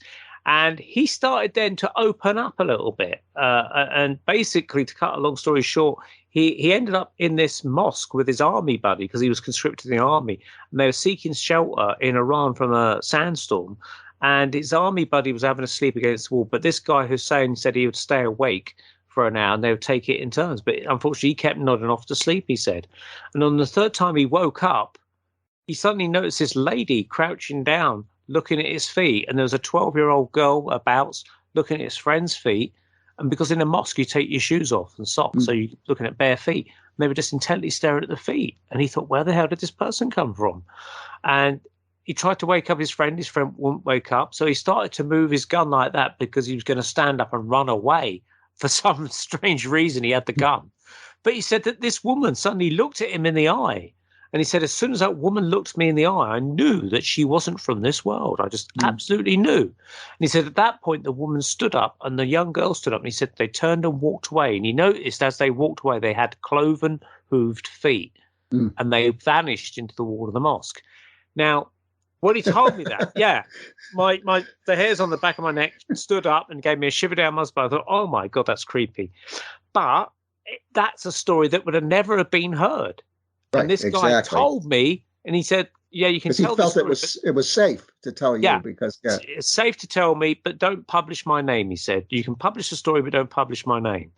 So, but yeah, an incredible story. Freaky as hell, really. Yeah. But like you say, how many of these stories that we don't know about? And hopefully through programs like this, it might encourage people to come forward and tell their stories. I mean, I've done talks at places, and it's only afterwards that people then come up and tell me their private story that they would never dream of telling anyone else. So there are loads of these kind of things kicking about, reincarnation, seances, and things like that. Well, I had the same experience when I was thinking about starting my film, that I would start to talk to people and I'd tell them what it was going to be about, and they'd have a story, not necessarily about reincarnation, as you said, but there's so many people had a story. So you've got something that vast numbers of people are experiencing and nobody dares say. Yeah. You know? Yeah. There's an undercurrent in society of some sort of phenomena happening. And the author of Journeys Out the Body, Robert Monroe, spoke about this in the beginning part of his book. He said it's like an unwritten rule.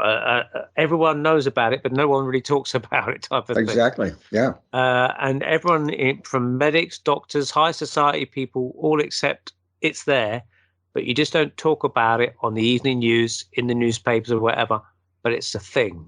And that's what this is, phenomena that we just don't address on the official world stage as such, you know. Yeah, there's a lot of things like that. Yeah. So where are you now? Up to date with the reincarnation thing? What is the latest thing that you've got to present? Well, what I found out when I got into this research about Matthew Franklin Whittier was that he'd written a vast amount of material anonymously under a whole bunch of different pseudonyms.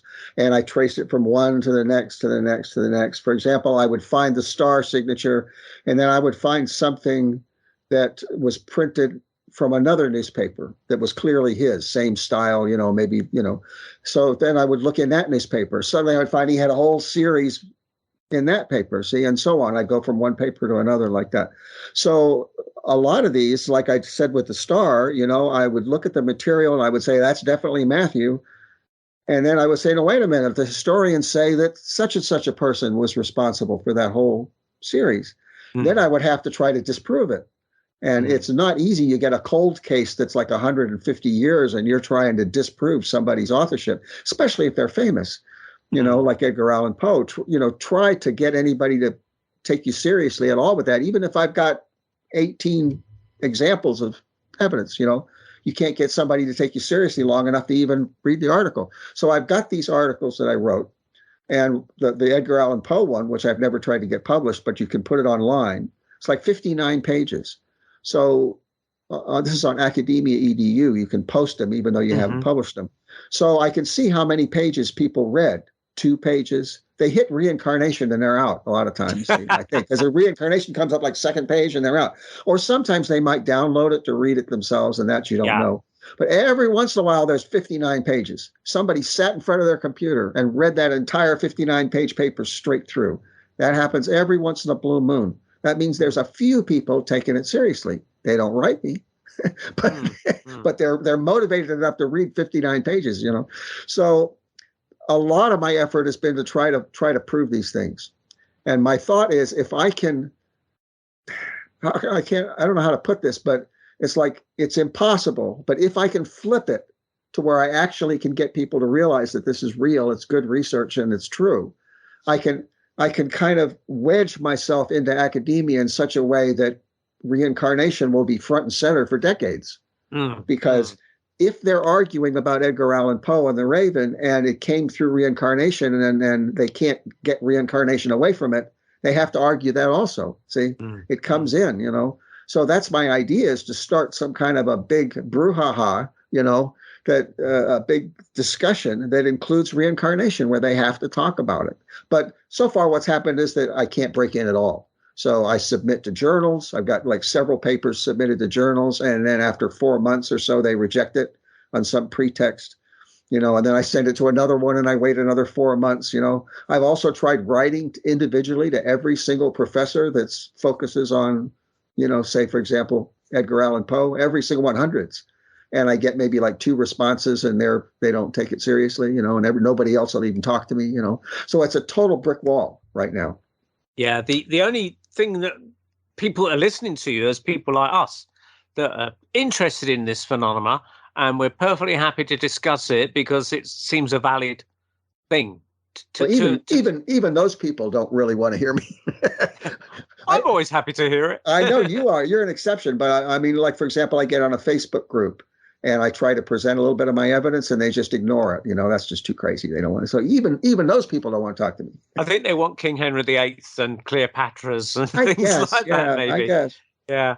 I mean, I've heard there's these come as you were parties in America. I've heard of this, where you go to a party as your previous reincarnational self. I've heard of that. Yeah. Yeah. I think, well, here's the deal. People some of them have genuine cases, and they have a little bit of evidence. I'm talking about the Facebook groups and people like that. They've got a little evidence, and that's interesting. They weren't anybody special, but they can prove certain elements of it. Other people remember 20 or 30 or 50 lives, and they have all this exotic stuff, but they have no evidence really at all. No proof. They don't like to be told that I have evidence and they don't. They want everybody to be on the same level. In other words, it's all good.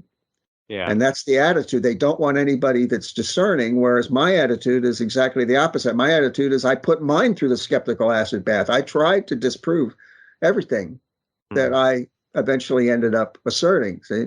So I've got like 12 years of research and 2,500, cross-reference digitized pieces I can compare, and I can digitally search and everything. I've got evidence.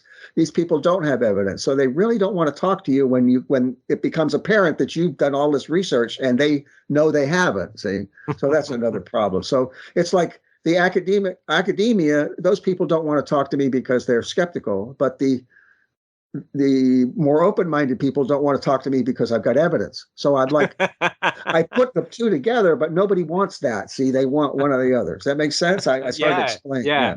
It's like trying to put opposite ends of bar magnets together or something. It's going to bounce away from each other. Right. So they want one or the other, but they don't want both together. And what you need, and that's what Dr. Stevenson and other people have done.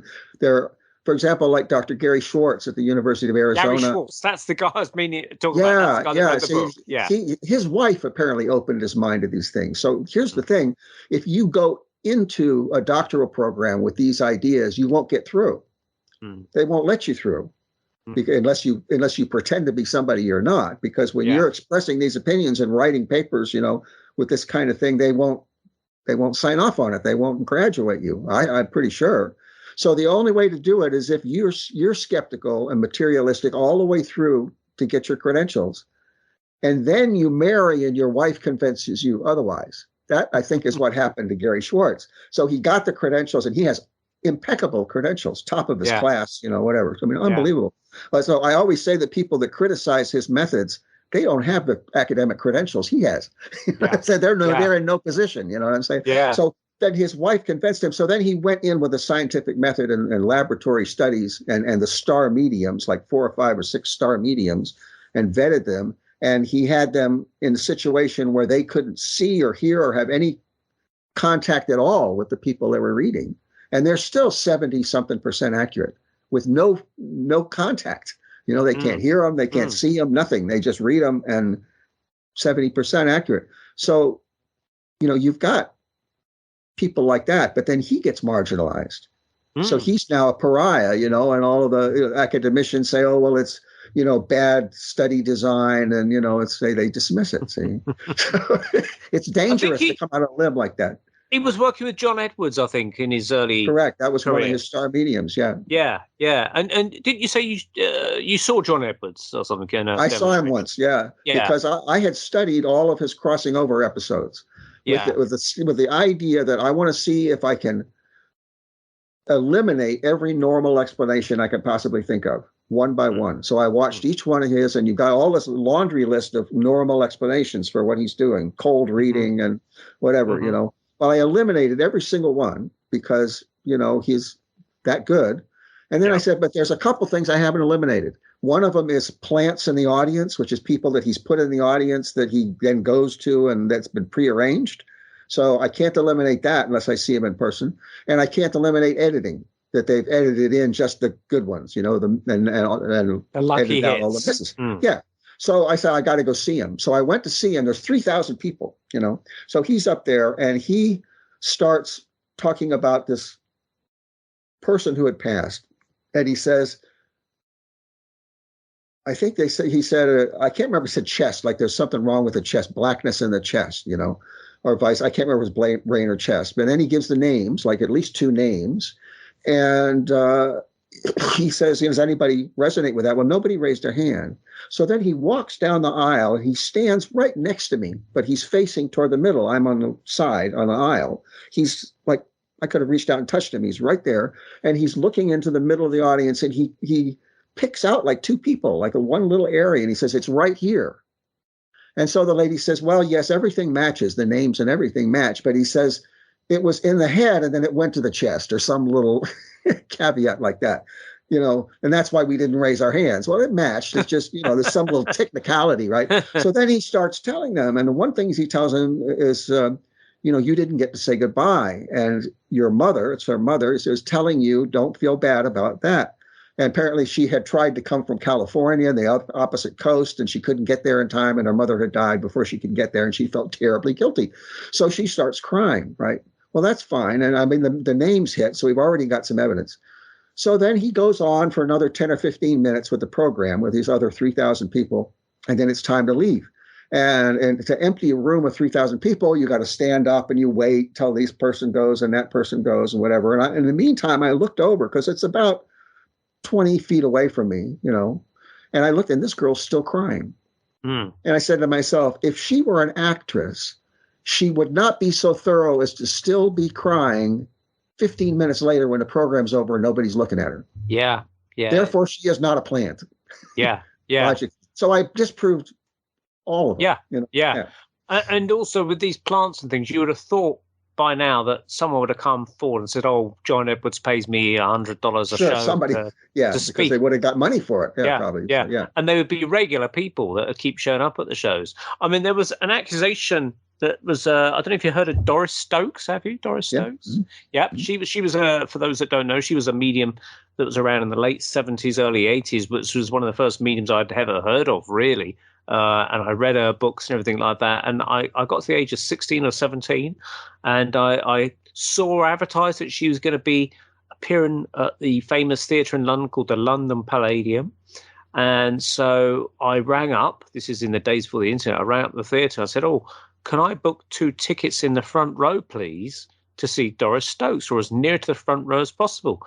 And the lady at the theatre said, "I'm afraid all the first 2 rows are sold out. So you're going to have to take whatever." So in the end, I end up having to have a seat right at the back somewhere with a friend of mine. So we went along and we was impressed. We thought it was good. We had no experience of how to judge these things, to be honest, but we thought it was good anyway at the time. I mean, if I'd gone now, I might go back with a different viewpoint. But anyway, it came out years later. I was reading this book on psychic stuff, and the author happened to talk about his own research into the medium Doris Stokes. And he too tried to get tickets in the front row of a particular theatre she was appearing at. And he said that all the tickets, the front, first and second row, were sold out. So he made an inquiry, which I obviously didn't. He said to the people at the box office, "Well, what? All these people just bought the tickets straight off," and they said, "Oh no," they let slip. They said, "Oh no, Doris herself has bought all these tickets." for the two front rows. And it turned out that what she was doing, and it's not to say that she was totally fake, but what she was doing, that anyone who wrote her letters and says, oh, can you bring my little Tommy through, or something like that, she would invite them to the show and pay all their tickets, and they'd all be seated in the front and, the first and second row of the audience. And so she would sort of stand there and say, oh, is there a Fred or a Tommy or a Joe out there?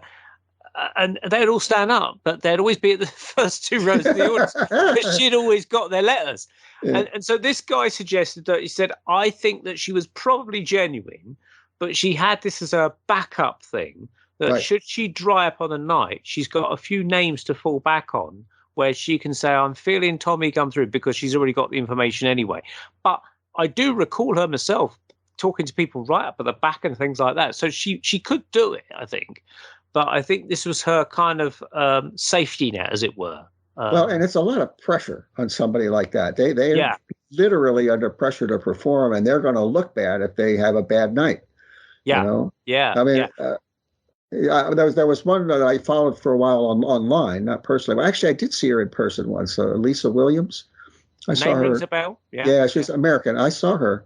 No, she's not American. She's British, I think. Oh, is she? Okay. I think so, yeah, because I remember she had an accent. But anyway, I mean, I've seen her have a really bad day, right. And some of them, when they have a bad day, they desperately try to salvage it. Like, that's what I meant to say, or not literally that, but things like that. Yeah. So there is pressure on them, and some of them are honest enough to say, I'm just not having a good day. I'm not getting anything. But some of them are not quite that rigorous, So, but doesn't mean they don't have abilities.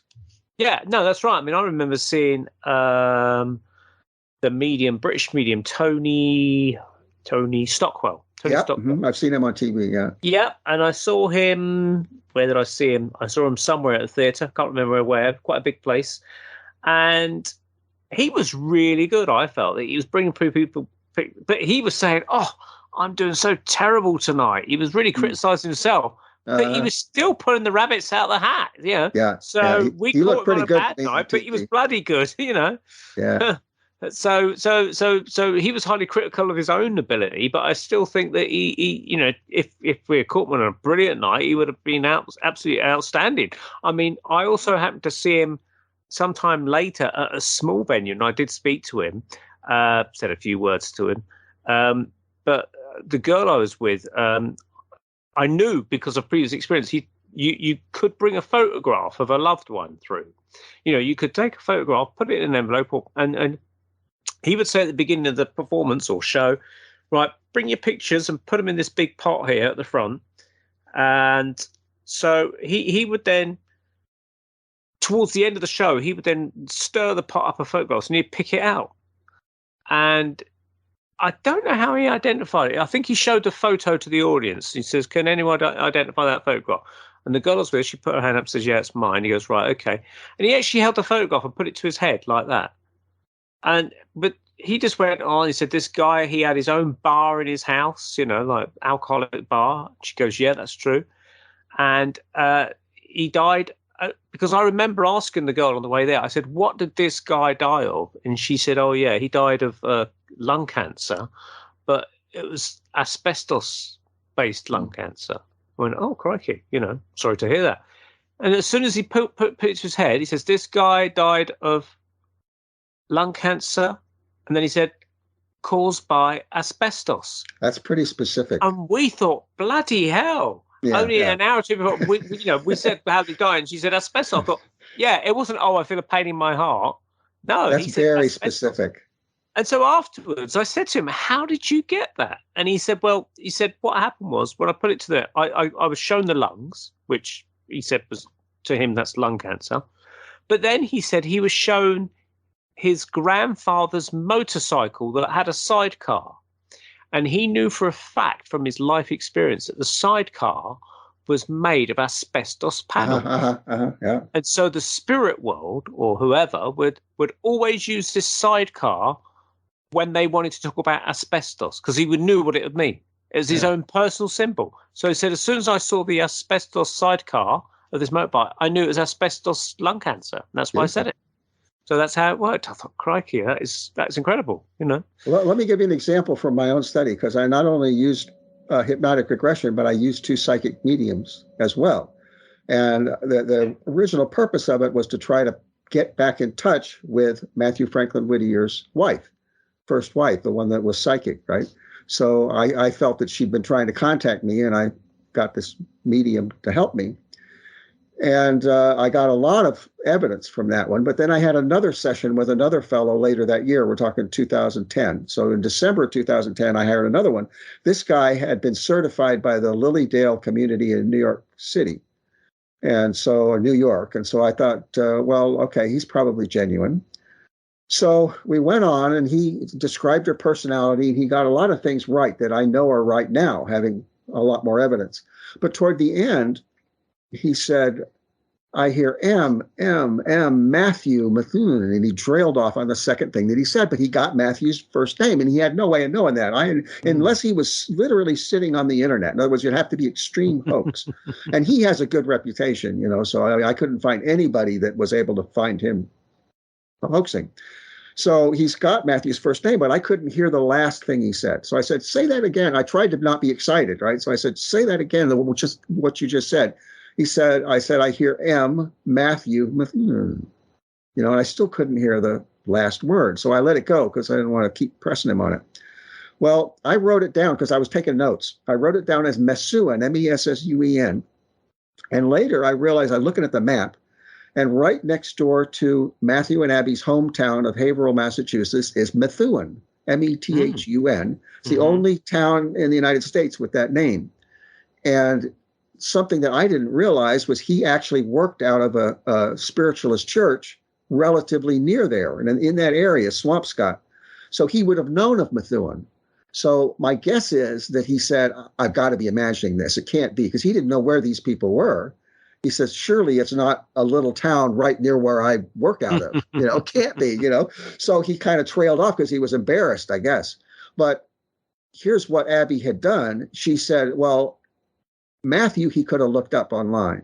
But Methuen, he had no way of knowing, because I didn't know anything about Methuen. And he didn't know. He knew the town, apparently, but he didn't know they'd ever been there. So apparently I said they must have lived there. Unknown to myself. And then I found evidence that they had lived there for like a month and a half. Oh, interesting. Yeah. See, so she put that in there, like the asbestos. She put that in there as a second thing. Yeah. To nail it. So where, you know, something he didn't know, something he couldn't even have been reading my mind because I didn't know it. It's not ESP. Yeah. You know, and yet she stuck that idiosyncratic specific detail in there so I would know that Matthew was also genuine. Yeah, that's the good thing about some of these things. It's like the reading I had some years ago with a very young medium called Ross Bartlett in he's from Southampton on the south coast of the UK, but we went and saw him in a town called Ruislip, which is sort of just kind of west of London. And we arrived there late because just trains and traffic and things like that. And the 5 buildings, we knew he was going to be in a building. It looked very medieval looking with beams and things because I saw it on the internet. So when we got there was actually 5 buildings all around it, and they all look the same. You're thinking, oh, shit, which one is it? So we went to every building. Of course, it had to be the very last one. And we got there, and there was a guy in a white shirt. It was a summer day, and the door was open. I saw a guy in a white shirt, and he was the guy that's taking the tickets. And we said, sorry, we're late. And he goes, well, they've already started. He says, go and take your seats now, and I'll get the money off you at the end of the show. And we said, oh, thank you. Because some seats have been reserved for me, but not in my name. They've just been reserved in someone else's name, the guy that organised it. So we got there and we sat down, and it was right to the sort of side of this guy. And literally, I only just taken my coat off, and he turns to me and says, I'm now coming to the gentleman on my left, which was me. And I thought, oh, my God, I've literally just sat down. So I fired up the recorder. And he was talking about, he said, I've got, and I'm going to say the word Edith, but it wasn't Edith, but it's the only name that I keep thinking it is, but I know it's not Edith. And he goes, I've got Edith here. And I said, you must be thinking of the person behind, because I don't know anyone by that name. And he goes, no, she's talking about Morgan. And as soon as he said Morgan, that's the name of my daughter. And I thought, well, bloody hell, I better sit up, what's going on? And then he said, she's talking about your brother Phil. And I went, oh my God, that's the name of my brother. And he said, and he was so confident. He said, could you ring Phil during this session? Because I want to see if he can answer this question or confirm it or something. And apparently she was saying that he had gone and found her grave, you see. Now, I knew for a fact that my brother does go around graves of family members and photographs and things like that. But I didn't know he'd gone to her grave, this particular lady anyway.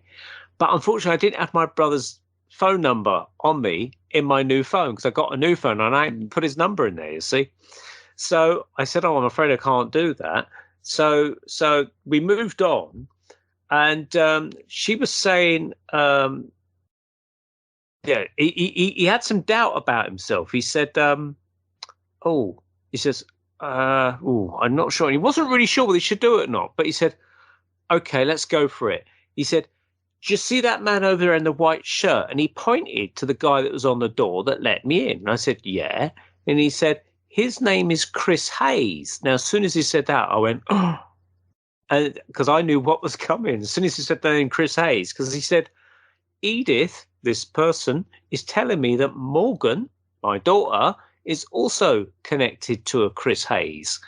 And I said, yeah, my daughter Morgan has been going out with a chap by the name of Chris Hayes for the last 2 years. And I thought, bloody hell, how do you crack that one?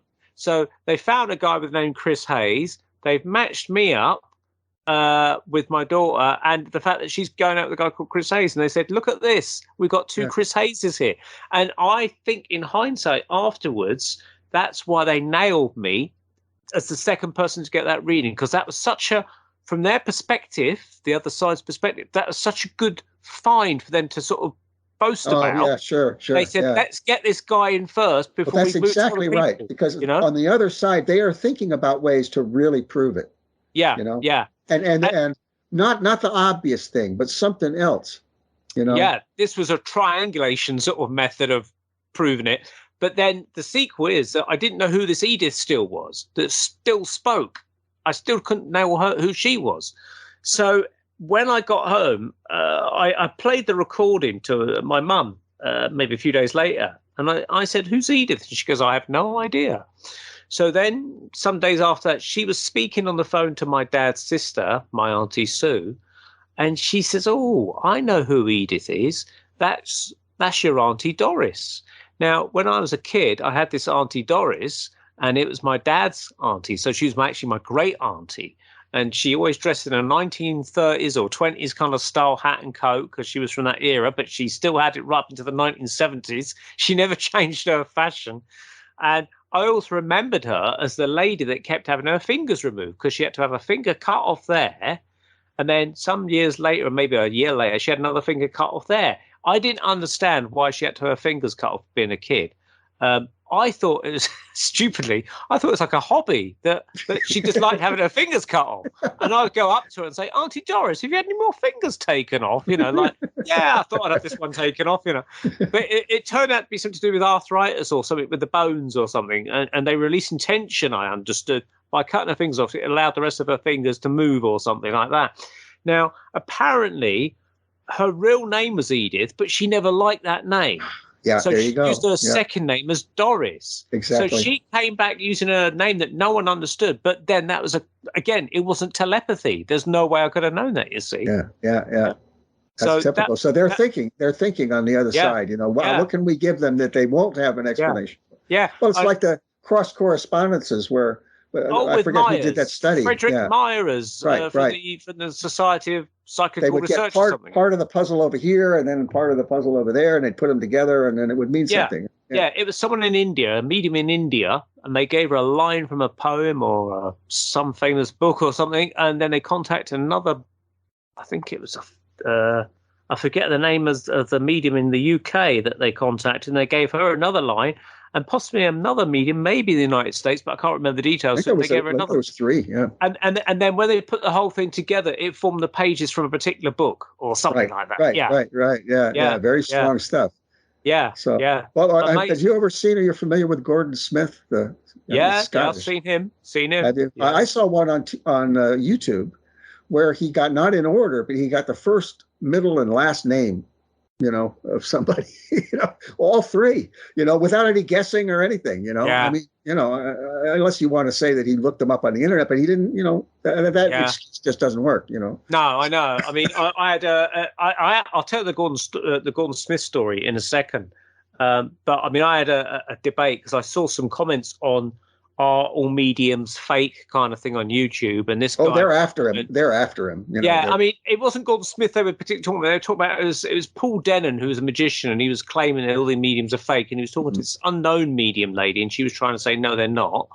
And so I was reading the comments, and I put, actually, some might be fake. I will admit to some being fake or not very good. But I said, I have seen some genuine mediumship and blah, blah, blah. And this started off a dialogue between me and this other kind of commentator on YouTube, and we was having a kind of a battle of wits and things, stuff like that. So it boiled down to that. He says, look, because he had gone over to my LinkedIn pages on the internet. He says, I know, for instance, that I could give you a reading. You worked at the BBC, blah, blah, blah, blah. And I said, well, actually, if you properly looked at my LinkedIn pages, you'll find that I didn't work for the BBC. Yes, I've worked in broadcasting for some satellite TV companies, but I've never, ever worked for the BBC. So I said, if you're saying that that's going to be used as evidence, A, that's incorrect. And no medium has ever talked about any of my broadcasting skills or even mentioned the BBC to me. So I said, that's such a weak argument, the fact they're going to say that, or they've got everything off the internet. It doesn't work like that, because before the age of the internet, you still had some really good cracking mediums out there. How are they going to work that one out? But getting back to Gordon Smith, I did see him at the place called, I think it's called the London Inner Temple. It's a spiritualist church in London. And I went there by myself. None of my friends could come that day to see him with me. And I sat near the front. I didn't get a reading from him, unfortunately, but he spoke to this Indian lady sitting at the front. Now, you don't really see ethnic minorities at spiritualist churches. It's predominantly white middle-class people. I don't know why. It's just the way it is. But there was an Indian lady sitting in the front of the thing, and he suddenly looked down and he said, I'm coming to you, madam. I've got your mother with me.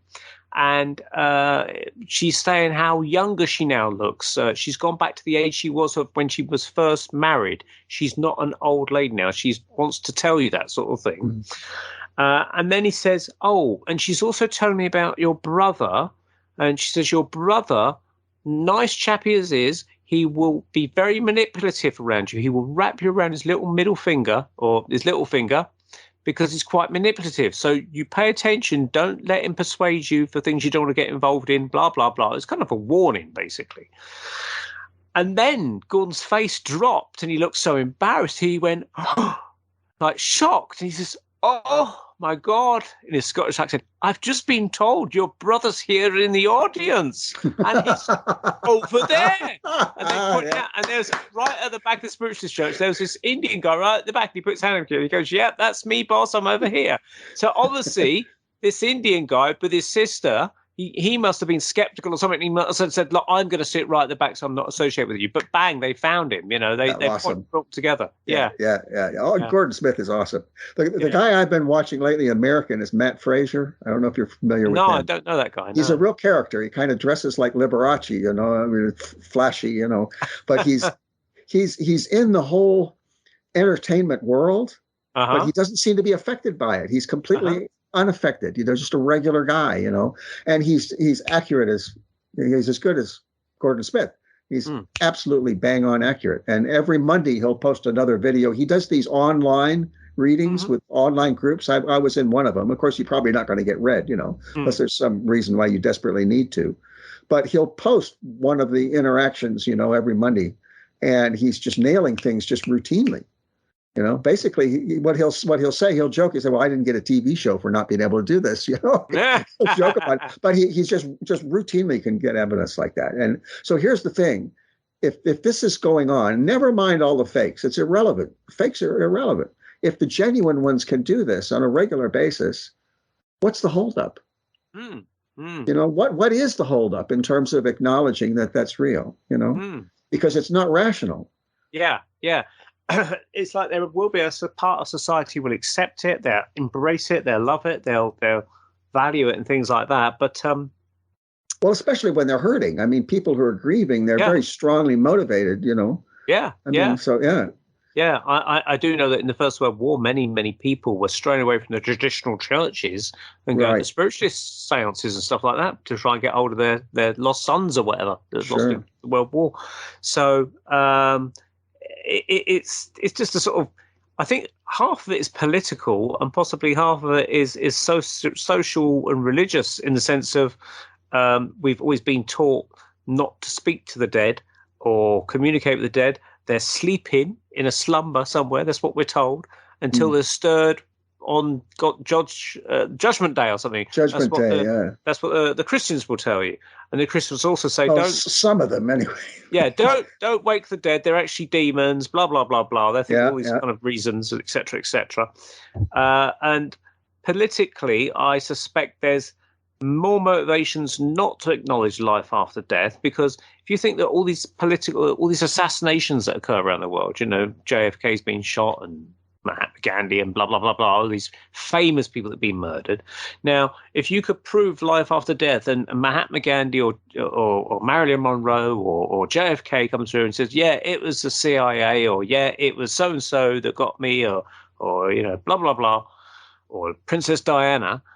And it's all officially recognised and it's all accepted. Then basically they have to open up a can of worms, which they don't want to open up. Well, and these things happen, and then they're just shut out of history. History gets rewritten. According to what I've read, when President Abraham Lincoln was trying to decide whether or not to emancipate the slaves, he was going to seances, and it was the people on the other side that convinced him to do that. But before he went to the seance to see this particular medium, I don't have the names now, this is just as much as I remember. You can look it up online. He sent a couple of his men to check her out to see if she was genuine. And she's playing the piano and singing hymns or something, and the piano's jumping up and down. So the two guys get on top of the piano to try to stop it, and they're going up and down with it. So, you can't fake this stuff, unless it's completely spurious account. You can't fake that. So he said, yeah, that's genuine. So he went, and then he emancipated the slaves, right? But nobody's ever told about that. Yeah. It's completely cut out of history. Lifetime. And another thing I found was that there's a letter that Benjamin Franklin, one of the founders of the United States, wrote to an elderly friend. This is when he was an old man. And it's obviously clear that he believes in reincarnation. That's completely cut out from history. As a matter of fact, so much so that I remember there was a public broadcasting special where they had an actor playing Benjamin Franklin speaking to the camera, and he says the opposite. He basically says that there's only one, if there was more than one lifetime, blah, blah, blah, but since we only have one lifetime, they put that in his mouth, saying exactly the opposite of what he believed. Yeah. Wow, But can you get anybody to pay attention to it? I have the letter, I mean, I can show you. Yeah. I think there will be a breakthrough. There will be. There'll become a tipping point, I think. It may not be in our lifetimes. I mean, the trouble is this phenomenon has been going on for a long, long time. And it's only the people that, not gullible, because it has been tested. There's many accounts of it. There is proof of it, but people will just ignore it. And it suits them to ignore it because it means they can misbehave as much as they want without accountability. There's that for reincarnation, I think that's it. People do not want, because reincarnation means 100% accountability.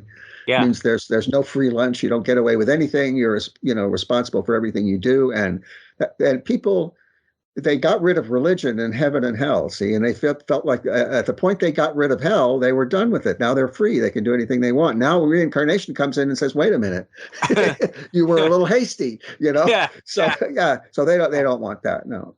Yeah. So it's the mediums that reminding you that you're going to be in trouble if you don't pull your socks up. And the reincarnation thing says, look, these are all your previous school reports, Right. Well, then there's the whole life review too thing. Yeah. Yeah. That doesn't sound like much fun. I've been thinking about some things I'm not proud of, and I thought, boy, this is not going to be fun. No, I'll be told to stand in the corner. Yeah. And I mean, I haven't done anything, too horrible, but even for myself, it's going to be unpleasant. Parts of it, Yeah. So you can imagine if you've really been cruel, because apparently when you're in the life review, you experience what the other people experience. You experience it from the other viewpoint. That's what they say. Yeah. Yeah. So well, that's interesting. Actually, that brings me back to another memory of a medium that I've seen about 13 or 14 years, maybe longer ago, and again, I went by myself and I sat there at the front. And it's two mediums coming out together. One was taking it in turns, and it was like two guys.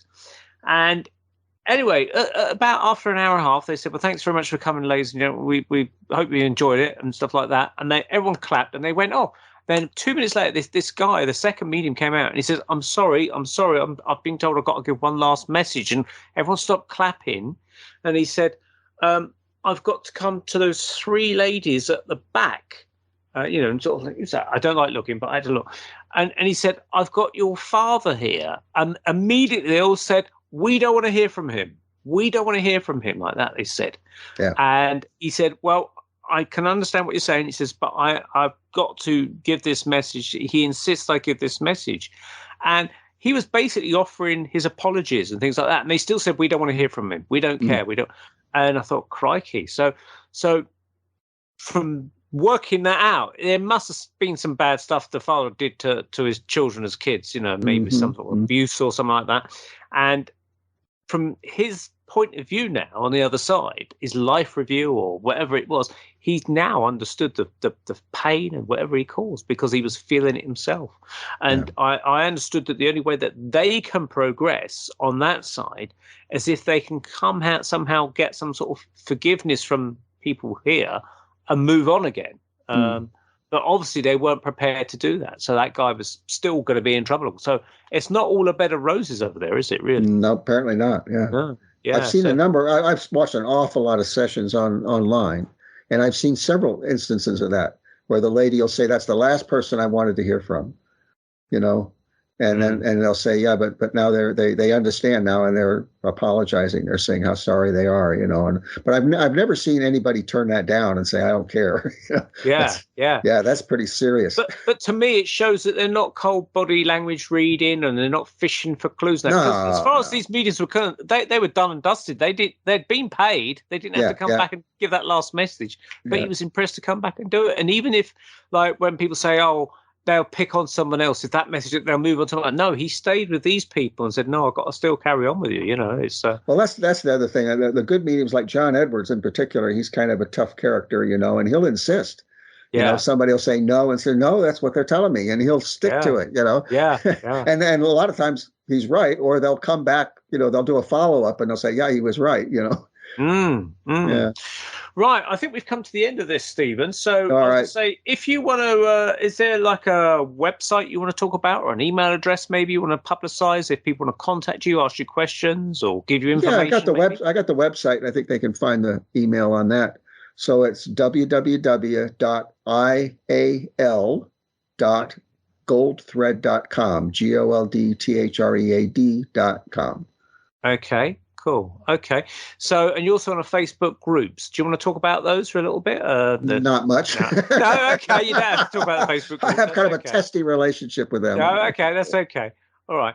So, are you planning to write a book about this, or? I've already done. Papers? Yeah, I've written several. Yeah, you've written several. And so, what's the name of the books? Well, the first one is Matthew Franklin Whittier in His Own Words, which is kind of a play on words because basically it's I'm him, so anything I say is in his own words. I have to explain the joke because nobody ever gets it. And then the other one, it's horrible to have to explain your own jokes. And the second one is Matthew Franklin Whittier in His Own World, which I named that because I moved up here to Portland, Maine, where he had lived for 20 years. So I'm in his own world. And then there's a print book that you can get on Amazon called Reincarnation Can Be Proven, which those are the ebooks are extremely long. It's like all the evidence. And I keep adding to them. So for 12 years, when I find something new, I'll fit it in, right? So they're huge. And they're really almost like encyclopedias. I mean, you can jump in anywhere you want to, and there's subheadings, and you can read one subheading and you'll get, something out of it. But, basically I figure that nobody's going to pay any attention until after I'm gone. So I wanted all the evidence, somewhere to look at it. So that's what those books are. The print book, Reincarnation Can Be Proven, is about 200 pages, and it's a synopsis of the whole case, including the staircase memory and the other, the memories that I talked about here. So that's on Amazon. Well, good luck with the rest of the research, and we'll definitely try and get you back on maybe, for some follow-ups at some point, if you get any more stuff. Okay. All right. Well, take care, and thanks very much once again. Thanks, Neil. Bye-bye. Bye.